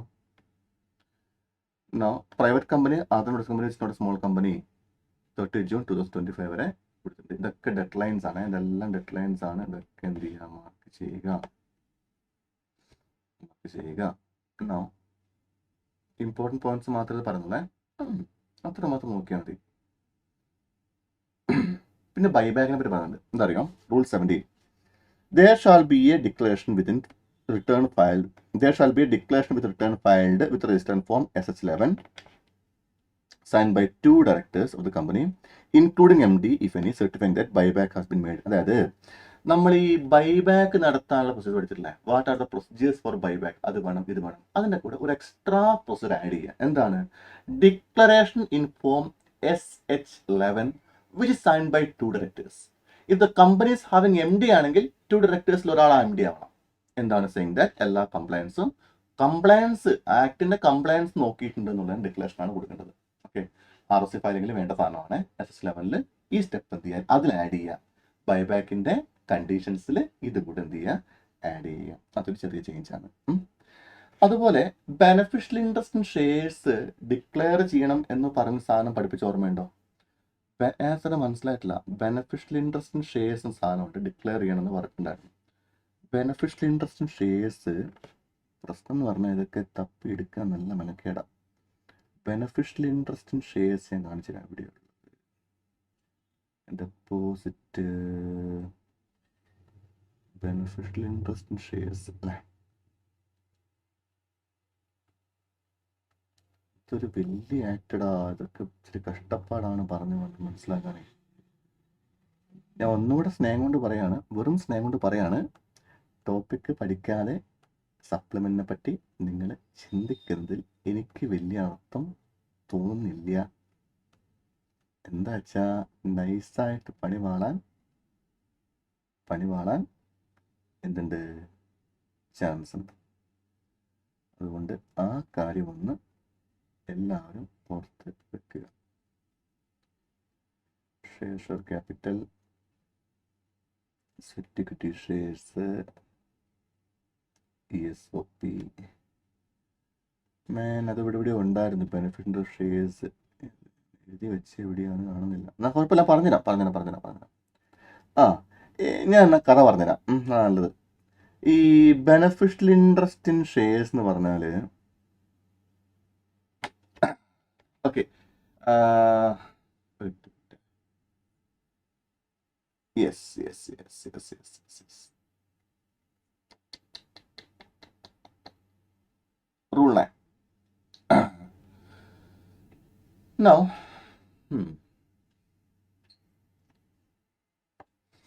ബെനഫിഷ്യൽ ഇൻട്രസ്റ്റ് ഷെയർസ് എന്ന ടോപ്പിക് നിങ്ങൾ പഠിച്ചിട്ടുണ്ടാവും. ചില കേസുകളിൽ ഇമാജിൻ ഞാനൊരു ഷെയർ ഹോൾഡറാണ്. ഞാനാണ് രജിസ്റ്റർ ഓഫ് മെമ്പേഴ്സ് ഓഫ് കമ്പനിയുടെ share holder Jomal George, 100 shares. But എൻ്റെ ഷെയറിൻ്റെ ഡിവിഡൻറ്റ്, ബെനഫിറ്റ്സ്, ഡിവിഡൻറ്റ് എൻ്റെ ലെറ്റ്സ് ഡിവിഡൻറ്റ്, ഈ ബെനഫിറ്റ് ഞാൻ വേറൊരാൾക്ക് അസൈൻ ചെയ്തേക്കാണ്. സോ ഇമാജിൻ ഞാൻ എൻ്റെ സിസ്റ്ററിൻ്റെ പേരിലേക്ക് എൻ്റെ ബെനഫിറ്റ്സ് മൊത്തം ഇട്ടേക്കാണ്. അങ്ങനെ ഞാൻ എൻ്റെ ബെനഫിറ്റ്സ് ട്രാൻസ്ഫർ ചെയ്തിട്ടുണ്ടെങ്കിൽ ആക്ച്വലി ഈ എൻ്റെ കയ്യിലുള്ള 100 ഷെയറിൻ്റെ ബെനഫിഷ്യറി എൻ്റെ സിസ്റ്ററാണ്. യെസ് പറഞ്ഞു. അങ്ങനെയാണെങ്കിൽ അവളുടെ കയ്യിലുള്ള അവൾക്ക് ആ ഡിവിഡൻറ്റ് മേടിക്കുന്നത്, ആ ഡിവിഡൻറ്റ് അവളാണെങ്കിൽ അതാണ് ബെനഫിഷ്യറി എന്ന് പറയും, ബെനഫിഷ്യൽ ഇൻട്രസ്റ്റ് എന്ന് പറയും. ഷെയർസ് അവൾക്കാണ്. കമ്പനിയെ സംബന്ധിച്ച് പ്രശ്നം അറിയും. കമ്പനിയെ സംബന്ധിച്ച് രജിസ്റ്റർ ഓഫ് മെമ്പേഴ്സിൽ ഞാനാണ് ഷെയർ ഹോൾഡർ, ബെനിഫിറ്റ് കിട്ടുന്നത് എനിക്കാണ്. പ്രിസംഷൻ ആണല്ലോ ഷെയർ ഹോൾഡർക്കാർക്ക് ബെനിഫിറ്റ്. ഇതേ അറിവായിരിക്കും ആർക്കും ഉണ്ടാവുക ROCയുടെ കൈവശമുള്ള രജിസ്റ്റർ ഓഫ് മെമ്പേഴ്സിലും. സെയിം കഥ. Jomal George share holder, Jomal George beneficiary. കമ്പനിയുടെ കയ്യിലും Jomal George beneficiary, Jomal George share holder, same. But in reality Jomal George share holder and beneficiary is my sister. അതുകൊണ്ട് ഞാനും അവളും, ഞങ്ങൾ രണ്ടുപേരും എന്ത് ചെയ്യണം? കമ്പനിക്കാരെ അറിയിക്കണം. ഞാൻ ഷെയർ ഹോൾഡറാണ്, ബെനിഫിഷ്യൽ ഇൻട്രസ്റ്റ് പുള്ളിക്കാരിയാണ്. അവളും പറഞ്ഞത് ഞാനാണ് ബെനിഫിഷ്യൽ ഇൻട്രസ്റ്റ് ഉള്ള ആള്, ഷെയർ ഹോൾഡർ ചേട്ടനാണ്. Simple as that. കഥ മനസ്സിലായിട്ടില്ല. എന്നാൽ അത് കമ്പനി എന്ത് ചെയ്യും? കമ്പനി അത് അപ്ഡേറ്റ് ചെയ്യും അവരുടെ ബുക്സിൽ. അതാരെ അറിയിക്കും? ROCനെ അറിയിക്കും. ROC അത് അപ്ഡേറ്റ് ചെയ്യും. നാളെ വള്ളിക്കെട്ടും തലതിരിവും ഉണ്ടാവുകയില്ല, ഒരു വള്ളിക്കെട്ട് ഉണ്ടാവില്ല. ഇത് അറിയിക്കണം. ഇതാണ് കഥ. ഇത് പഠിക്കാത്തവർക്ക് വേണ്ടിയുള്ള ഒരു ഹെൽപ്പായിട്ട് കണ്ടാൽ മതി. ഡീറ്റെയിൽ ആയിട്ട് പഠിച്ചവർക്ക് അറിയാം ഇതിന്റെ ഡീറ്റെയിൽഡ് കഥ എന്താണെന്ന്. ഇതിപ്പോൾ സമയമില്ലാത്തതുകൊണ്ടാണ് ഇത്രയും ചുരുക്കി സിമ്പിളാക്കി പറഞ്ഞു തരുന്നത്. ഓക്കെ. അപ്പോൾ അങ്ങനെ അറിയിക്കുന്ന അറിയിപ്പിനെ, അപ്പോൾ ഫോർ എക്സാമ്പിൾ എൻ്റെ അനിയത്തി കമ്പനി അറിയിച്ചു ഞാൻ ബെനിഫിഷ്യൽ ഇൻട്രസ്റ്റ്. ആ അറിയിപ്പാണ് declaration. Any declaration under section 8 by company എൻ്റെ അനിയത്തെ അറിയിച്ചു കഴിഞ്ഞാൽ company shall make a note of declaration. Company അത് ഇവിടെ അപ്ഡേറ്റ് ചെയ്യണം. And in the register members and shall file within 30 days. അനിയത്തി എപ്പോഴാണ് കമ്പനി ഡിക്ലറേഷൻ കൊടുത്തത് ആ ഡേറ്റ് തൊട്ട് വിത്തിൻ 30 days എന്ത് ചെയ്യണം? ROCനെ അറിയിക്കണം. ഞങ്ങളുടെ കമ്പനിയിൽ ഇന്ന മെമ്പറിന്റെ ഇന്ന ഷെയർസിന്റെ ഇന്ന ബെനിഫിഷ്യൽ ഇൻട്രസ്റ്റ് ഇന്ന ആൾക്കാണ് ഞങ്ങളെ അറിയിച്ചിട്ടുണ്ടെന്ന് പറഞ്ഞാൽ ROC അറിയിക്കണം. By filing. ഹലോ ROC അല്ലേ? No no no, you have to file MGT6. വിളിച്ചറിയിച്ചാൽ പോരാ, MGT6 സബ്മിറ്റ് ചെയ്ത് ഫയൽ ചെയ്യണം. Yes or no? അതിന് കൂടെ ഫീയും പേ ചെയ്യാം. അത്ര മാത്രമേ പറ്റുള്ളൂ. MGT6 അപ്പോൾ എന്താണ്? MGT6 company ROCനെ അറിയിക്കുകയാണെന്ത്? ഞങ്ങളുടെ കമ്പനിയിലെ ഇന്ന ഷെയർ ഹോൾഡറുടെ ബെനിഫിഷ്യൽ ഇൻട്രസ്റ്റ് ഇന്ന ആളുടെ പേരിലാണെന്ന് കമ്പനി അപ്ഡേറ്റ് ചെയ്തിട്ട് കമ്പനി ആ കാര്യം ROC അറിയിക്കുന്നത്. എന്തിനാണ്? ROCക്ക് പണക്കാവോ, ROCക്ക് വിഷമാവോ, ROC വല്ല കടുകയും ചെയ്യുമോ? ഒന്നും ചെയ്യാൻ വേണ്ടിയല്ല. ROCക്ക് അവിടെ എന്ത് ചെയ്യണം? അപ്ഡേറ്റ് ചെയ്യണം. ഇല്ലെങ്കിൽ നാളെ അല്ല ഞങ്ങളുടെ അവിയൽ പരിപാടി കിടക്കും. സോർണോ ബെനിഫിഷ്യൽ ഇൻട്രസ്റ്റ് വേറെ, ഷെയർ ഹോൾഡർ വേറെ. നാളെ മറ്റേ എന്തേ സംഭവിച്ചു കഴിഞ്ഞാൽ പിന്നെ ആരാ എന്ത് ഇത് ചെയ്ത് കഴിഞ്ഞാൽ പ്രശ്നം ഒഴിവാക്കി കിട്ടി. യെസ് പറഞ്ഞോ? അതുപോലെ തന്നെ ഇത് തൊട്ട് താഴെ വേറൊരു പോയിന്റും പറയുന്നുണ്ട്. എന്താ പറഞ്ഞ point? Upon receipt of declaration form BEN1, the reporting company shall file a return in form BEN2 to ROC declaration within 30 days. Yes or no? അതിന്റെ return of significant beneficial owners shares എന്നാണ് പറഞ്ഞേക്കുന്നത്. ഇത് sir എന്താണ് significant beneficial owners shares എന്ന് പറഞ്ഞാൽ? അയ്യോ sir അത് മനസ്സിലായിട്ടില്ല. അപ്പൊ തൊട്ട് മുകളിൽ പറഞ്ഞ എന്താ സാറേ? ഡിക്ലറേഷനിൽ പറഞ്ഞു. ഇവിടെ BEN1 എന്നൊക്കെ പറഞ്ഞാൽ എന്താണ്? അത് വേറെ. അത് എൻ്റെ അനിയത്തിൻ്റെ കേസിൽ ഇത് ഈ സിഗ്നിഫിക്കൻറ്റ് ബെനിഫിഷ്യൽ ഓണേഴ്സ് എന്ന സാധനമുണ്ട്. Yes or no? SBO എന്ന് പറയാം. Significant beneficial owners. അതായത് സിഗ്നിഫിക്കൻറ്റ് ബെനിഫിഷ്യൽ ഓണേഴ്സ് എന്ന് പറഞ്ഞാൽ ഇതെല്ലാം നിങ്ങൾ ടെക്സ്റ്റ് ബുക്കിൽ വൃത്തിയായിട്ട് പഠിപ്പിച്ചിട്ടുണ്ടെന്നുള്ളതാണ് മെയിൻ പോയിന്റ്. ഏകദേശം ഇപ്പം ഞാനൊരു കമ്പനി ഷെയർ ഹോൾഡറാണ്. എൻ്റെ അടുത്ത് ഈ കമ്പനിയുടെ ഇപ്പോൾ ഞാനൊരു കമ്പനിയിൽ ബെനിഫിഷ്യൽ ഓണറാണ് സാധാരണ പോലത്തെ. ഇപ്പം എൻ്റെ അനിയത്തി എൻ്റെ ഷെയറിൻ്റെ ബെനിഫിഷ്യൽ ഓണറായല്ലേ? ഇൻട്രസ്റ്റ് കിട്ടില്ല. അതുപോലെ എനിക്കും ആരുടെയൊക്കെയോ ഷെയർസിന്റെ ബെനിഫിഷ്യൽ ഇൻട്രസ്റ്റ് ഇപ്പം എൻ്റെ പേരിലേക്ക് വന്നു. ഓക്കെ, എൻ്റെ അങ്കിള് കുറേ ഷെയർസ് മേടിച്ചിട്ടുണ്ട്, അതിൻ്റെ ബെനിഫിഷ്യൽ ഉണ്ട് ഞാനാണ്. എൻ്റെ പപ്പയുടെ ഷെയർസ് ഉണ്ട്, അത് ഞാനാണ്. മമ്മിയുടെ ഷെയർസ്, അനിയത്തിൻ്റെ ഷെയർസ്, പിന്നെ എൻ്റെ അങ്ങനത്തെ അടുത്ത റിലേറ്റീവ്സിൻ്റെ ഒക്കെ ഷെയർസിൻ്റെ ബെനിഫിഷ്യൽ ഇൻട്രസ്റ്റ് ഒക്കെ എൻ്റെ പേരിലാണ്. യെസ് പറഞ്ഞു. ഒരു ദിവസം ഞാൻ നോക്കുമ്പോഴേ ഈ കമ്പനിയുടെ മേജർ ഷെയർ ഹോൾഡിംഗ് പാറ്റേണിലെ മേജർ ആളിപ്പോൾ ഞാനാണ്. ഷെയർ ഹോൾഡേഴ്സ് ബുക്സിൽ അവരാണ്, പക്ഷേ ഇൻട്രസ്റ്റ് ഒക്കെ ഇപ്പം എൻ്റെ കയ്യിലാണ്. ഞാൻ താമസമായിട്ട് മാറി. യെസ് പറഞ്ഞു. അങ്ങനെ വന്നു കഴിഞ്ഞാൽ സംഭവം ഞാനൊരു എന്താ കിങ് മേക്കറാണ്. കിങ് എന്ന് പറഞ്ഞാൽ ഇപ്പോൾ സത്യം പറഞ്ഞാൽ എൻ്റെ ഫാമിലി മെമ്പേഴ്സ് ആണ് ആ കമ്പനിയിലെ മേജർ ഷെയർ ഹോൾഡേഴ്സ്. എൻ്റെ ഫാമിലി മെമ്പേഴ്സ് ആണ് അവരുടെ മേജർ ഷെയർ ഹോൾഡേഴ്സ്. യെസ് പറഞ്ഞു. അവരുടെ എല്ലാ ഷെയർസിന്റെ ബെനിഫിഷ്യൽ ഇൻട്രസ്റ്റ് എൻ്റെ പേരിലാണ്. ശരിക്കും പറഞ്ഞാൽ അവർ കിങ് ആണ്, ഞാൻ കിങ് മേക്കറാണ്. ഞാൻ പിക്ചറിലില്ല. രജിസ്റ്റർ മെമ്പേഴ്സിൽ എൻ്റെ റിലേറ്റീവ്സിൻ്റെ അവരുടെ പേരൊക്കെ ഉള്ളത്, പക്ഷേ ശരിക്കും ബെനിഫിഷ്യൽ ഇൻട്രസ്റ്റ് എൻ്റെ പേരിലാണെങ്കിൽ ഞാനിപ്പോൾ ആരെയും മാറും സിഗ്നിഫിക്കൻറ്റ് ബെനിഫിഷ്യൽ ഓണറായിട്ട് മാറി. വെറും 1, 2, 5, 6 ഷെയറിൻ്റെ ബെനിഫിഷ്യൽ ഇൻട്രസ്റ്റ് കിട്ടിയ ആളല്ല. കമ്പനിയിലെ മേജർ ഷെയർസിന്റെ ബെനിഫിഷ്യൽ ഇൻട്രസ്റ്റ് എൻ്റെ പേരിലേക്ക് മാറിക്കഴിഞ്ഞാൽ യെസ് ഓർ നോ, അവർ വെറും ഡമ്മി പോലെ ആയില്ലേ. ഡെമ്മി വെച്ചാൽ ഷെയർ ഹോൾഡറുടെ പേരിൽ, മെമ്പറുടെ പേരിൽ, രജിസ്റ്റർ മെമ്പേഴ്സിൽ അവരുടെ പേരാണുള്ളത്. ബട്ട് ബെനിഫിഷ്യൽ ഇൻട്രസ്റ്റ് എൻ്റെ പേരാണെങ്കിൽ ഞാൻ വെറും ഒരു ബെനിഫിഷ്യൽ ഇൻട്രസ്റ്റ് ഉള്ള ഷെയർ ഹോൾഡർ അല്ല, വെറും ഒരു ബെനിഫിഷ്യൽ ഇൻട്രസ്റ്റ് ഉള്ള ആളല്ല, പിന്നെ ഞാൻ സിഗ്നിഫിക്കൻറ്റ് ബെനിഫിഷ്യൽ ഓണറായിട്ട് മാറും. അല്ലെ യെസ് ഓർ നോ? അങ്ങനെയെങ്കിൽ ഞാൻ എന്ത് ചെയ്യുക, BEN1 എന്നിട്ട് കൃഷ്ണ കമ്പനിക്ക് ഫയൽ ചെയ്യുക. എന്നിട്ട് കമ്പനി എന്ത് ചെയ്യണം, BEN2 എന്ത് ചെയ്യണം, കമ്പനി എന്ത് ചെയ്യണം, 30 daysനകം ROC അറിയിക്കണം. Yes or no? അതാണ് പറഞ്ഞ പോയിന്റ്. മറ്റെന്തായിരുന്നു, എൻ്റെ അനിയത്ത് ഡിക്ലറേഷൻ കൊടുക്കുക, കമ്പനി എന്ത് ചെയ്യുക, MDD6 ഫയൽ ചെയ്യുക. ഇവിടെയോ BEN1 BEN2. BEN1 ഞാൻ കമ്പനി അറിയിക്കുന്നു, I am the king. Company എന്ത് ചെയ്യുന്നു, BEN2 വഴി ഹീസ് ദ കിങ് എന്ന് ROC അറിയിക്കുന്നു. Yes or no? അപ്പം അതാണ് ഈ റൂള് ആപ്ലിക്കബിൾ അല്ല. ആർക്കെല്ലാം ആപ്ലിക്കബിൾ അല്ല? അതോറിറ്റി അണ്ടർ 125 ആക്ട്, അതുപോലെ റിപ്പോർട്ടിംഗ് റിപ്പോർട്ടിംഗ് കമ്പനി ഇത് ബാധകമല്ല. സ്വർണ്ണം BEN2 റിപ്പോർട്ട് ചെയ്യാം. ഓക്കെ, അടുത്ത point filing of statements and fees be paid there എന്നാണ്. ഈ സംഭവങ്ങളിൽ ഇത് വലിയ സംഭവം, ഭീകര സംഭവമൊന്നുമല്ല. Every company covered under provision of subsection 11, subsection 1 to 135 shall furnish a report on CSR. CSR form in CSR 2 in form 2 to ROC for the preceding financial year 2020 onwards and onwards as an addendum to form AOC4, AOC4 XBR or AOC4 NBFC India as the case may be. Just mark ചെയ്താൽ മതി. എന്ന് വെച്ചാൽ CSR form 2 കൂടെ additionally file ചെയ്യണം എന്നുള്ള സംഭവം മാത്രം file ചെയ്താൽ പ്രത്യേകം മാർക്ക് ചെയ്താൽ മതി. ഇത് ഭീകരമായിട്ടുള്ള സംഭവങ്ങളൊന്നുമല്ല. ആ CSR 2 ഒന്ന് മാർക്ക് ചെയ്യാം. Yes or no? ഇനി ഡയറക്ടേഴ്സിന്റെ KYC കുറച്ച് റൂൾസ് ഉണ്ട്. Every individual who holds a DIN as on 31st March of financial year as per this rule shall submit e-form DIR3 KYC for a set financial year to CG on or before September 30 of next financial year. Mark ചെയ്യാം. Yes or no? അതായത് DIN കൈവശമുള്ള എല്ലാവരും ഈ form DIR3 KYC എന്ത് ചെയ്യുക, file ചെയ്യുക for set FY2 central government on or before September 30 of immediate next financial year file ചെയ്യുക. Provided that every individual who already has been allotted DIN as on 31st March 2018 shall submit e-form 2 DIR3 KYC before October 2018. ഇതൊന്ന് mark ചെയ്യുക. ഇത് വലിയ important അല്ലെങ്കിൽ പോലും ഇത് important ആയിട്ട് നിങ്ങൾ മാർക്ക് ചെയ്യണം. നിങ്ങൾ ഫയൽ ചെയ്യേണ്ട DIR3 e-form DIR3 KYC ഇതാണ് ഇവിടുത്തെ മെയിൻ ഹീറോ. ഇത് നിങ്ങൾ ഫയൽ ചെയ്യണം. ഡെഡ് ലൈൻ എന്നാണ് before September 30 of every financial year. ആര് ഫയൽ ചെയ്യണം? ഡിന്ന് കൈവശമുള്ള എല്ലാ മട്ടന്മാരും ഫയൽ ചെയ്യണം, എല്ലാ ഡയറക്ടേഴ്സും ഫയൽ ചെയ്യണം. Yes or no? അപ്പോൾ അത് ചിന്തിക്കേണ്ട പോയിന്റ്. ഇതൊന്നും വലിയ ഭീകര ഇമ്പോർട്ടൻ്റ് സംഭവമൊന്നുമല്ല. നൗ ഡിസ്ക്വാളിഫിക്കേഷൻ ഓഫ് ഡയറക്ടേഴ്സ് എന്ന ടോപ്പിക് ഉണ്ട്. അതിൽ ഇമ്പോർട്ടൻ്റ് ഉള്ളത് every director shall inform the company concern about this disqualification under subsection 1 of 164 inform DIR8 before his appoint or retired. അതായത് ഒരു ഡയറക്ടർ ഡിസ്ക്വാളിഫിക്കേഷൻ 164 പഠിച്ചില്ലേ, 164 സബ്സെക്ഷൻ 1 or 2 ഡിസ്ക്വാളിഫിക്കേഷൻ ഉണ്ടെങ്കിൽ അതെന്ത് ചെയ്യണം? He shall intimate the company inform DIR8 ആണ്. Yes or no? Company DIR8 കിട്ടിക്കഴിഞ്ഞാൽ എന്ത് ചെയ്യണം? 30 daysനകം DIR9 പ്രകാരം ഈ കാര്യം ROCയും അറിയിക്കണം. Yes or no? ഇനി application for removal or disqualified directors ആണെങ്കിൽ DIR10 വഴി എന്ത് ചെയ്യണം? ROCയെ അറിയിക്കണം. അതൊക്കെ നമ്മൾ ഓൾറെഡി നോട്ടിൽ എഴുതി വെച്ചിട്ടുള്ള കാര്യങ്ങളാണ്.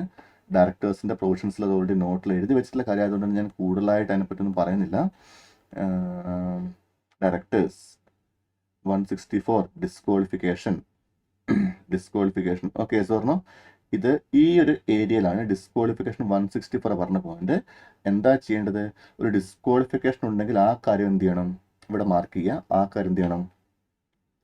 164(1) അല്ലെങ്കിൽ 164(2) പ്രകാരം ഒരു ഡയറക്ടർ, ഇതാരാണ്? ഒരു ഡയറക്ടർ ഡിസ്ക്വാളിഫൈഡ് ആയി കഴിഞ്ഞാൽ മാന്യമായിട്ട് എനിക്ക് ഡിസ്ക്വാളിഫിക്കേഷൻ ഉണ്ട് എന്നുള്ള കാര്യം DIR, ഈ ഡിസ്ക്വാളിഫിക്കേഷൻ്റെ കാര്യം എന്ത് ചെയ്യണം? DIR ഫോമിൽ അറിയിക്കണം. DIR 8 വഴി ഈ ഡയറക്ടർ എന്ത് ചെയ്യണം? DIR 8 വഴി ആരെ അറിയിക്കണം? കമ്പനിയെ അറിയിക്കണം. ഡയറക്ടർ എന്ത് ചെയ്യണം? ഈ കാര്യം കമ്പനീനെ അറിയിക്കണം. കമ്പനിയെ അറിയിക്കണം. കമ്പനി എന്ത് ചെയ്യണം? ഇങ്ങനെ ഞങ്ങളുടെ കമ്പനിയിലെ ഒരു ഡയറക്ടർക്ക് ഡിസ്ക്വാളിഫിക്കേഷൻ ഉണ്ടായി എന്നുള്ള കാര്യം DIR 9 എന്ന ഫോമാറ്റിൽ ആരെ അറിയിക്കണം? Now company shall inform ROC step number 1, step number 2. ഇതാണ് അവിടെ പറഞ്ഞിരിക്കുന്ന പ്രധാനപ്പെട്ട പോയിന്റ്. പറഞ്ഞു removal or application for removal disqualification ആണെങ്കിലോ, റിമൂവലിന്റെ കേസിലാണെങ്കിൽ എന്ത് ചെയ്യണം? Can you remove a director? Yes, തീർച്ചയായും. റിമൂവൽ ആണെങ്കിൽ എന്ത് ചെയ്യണം?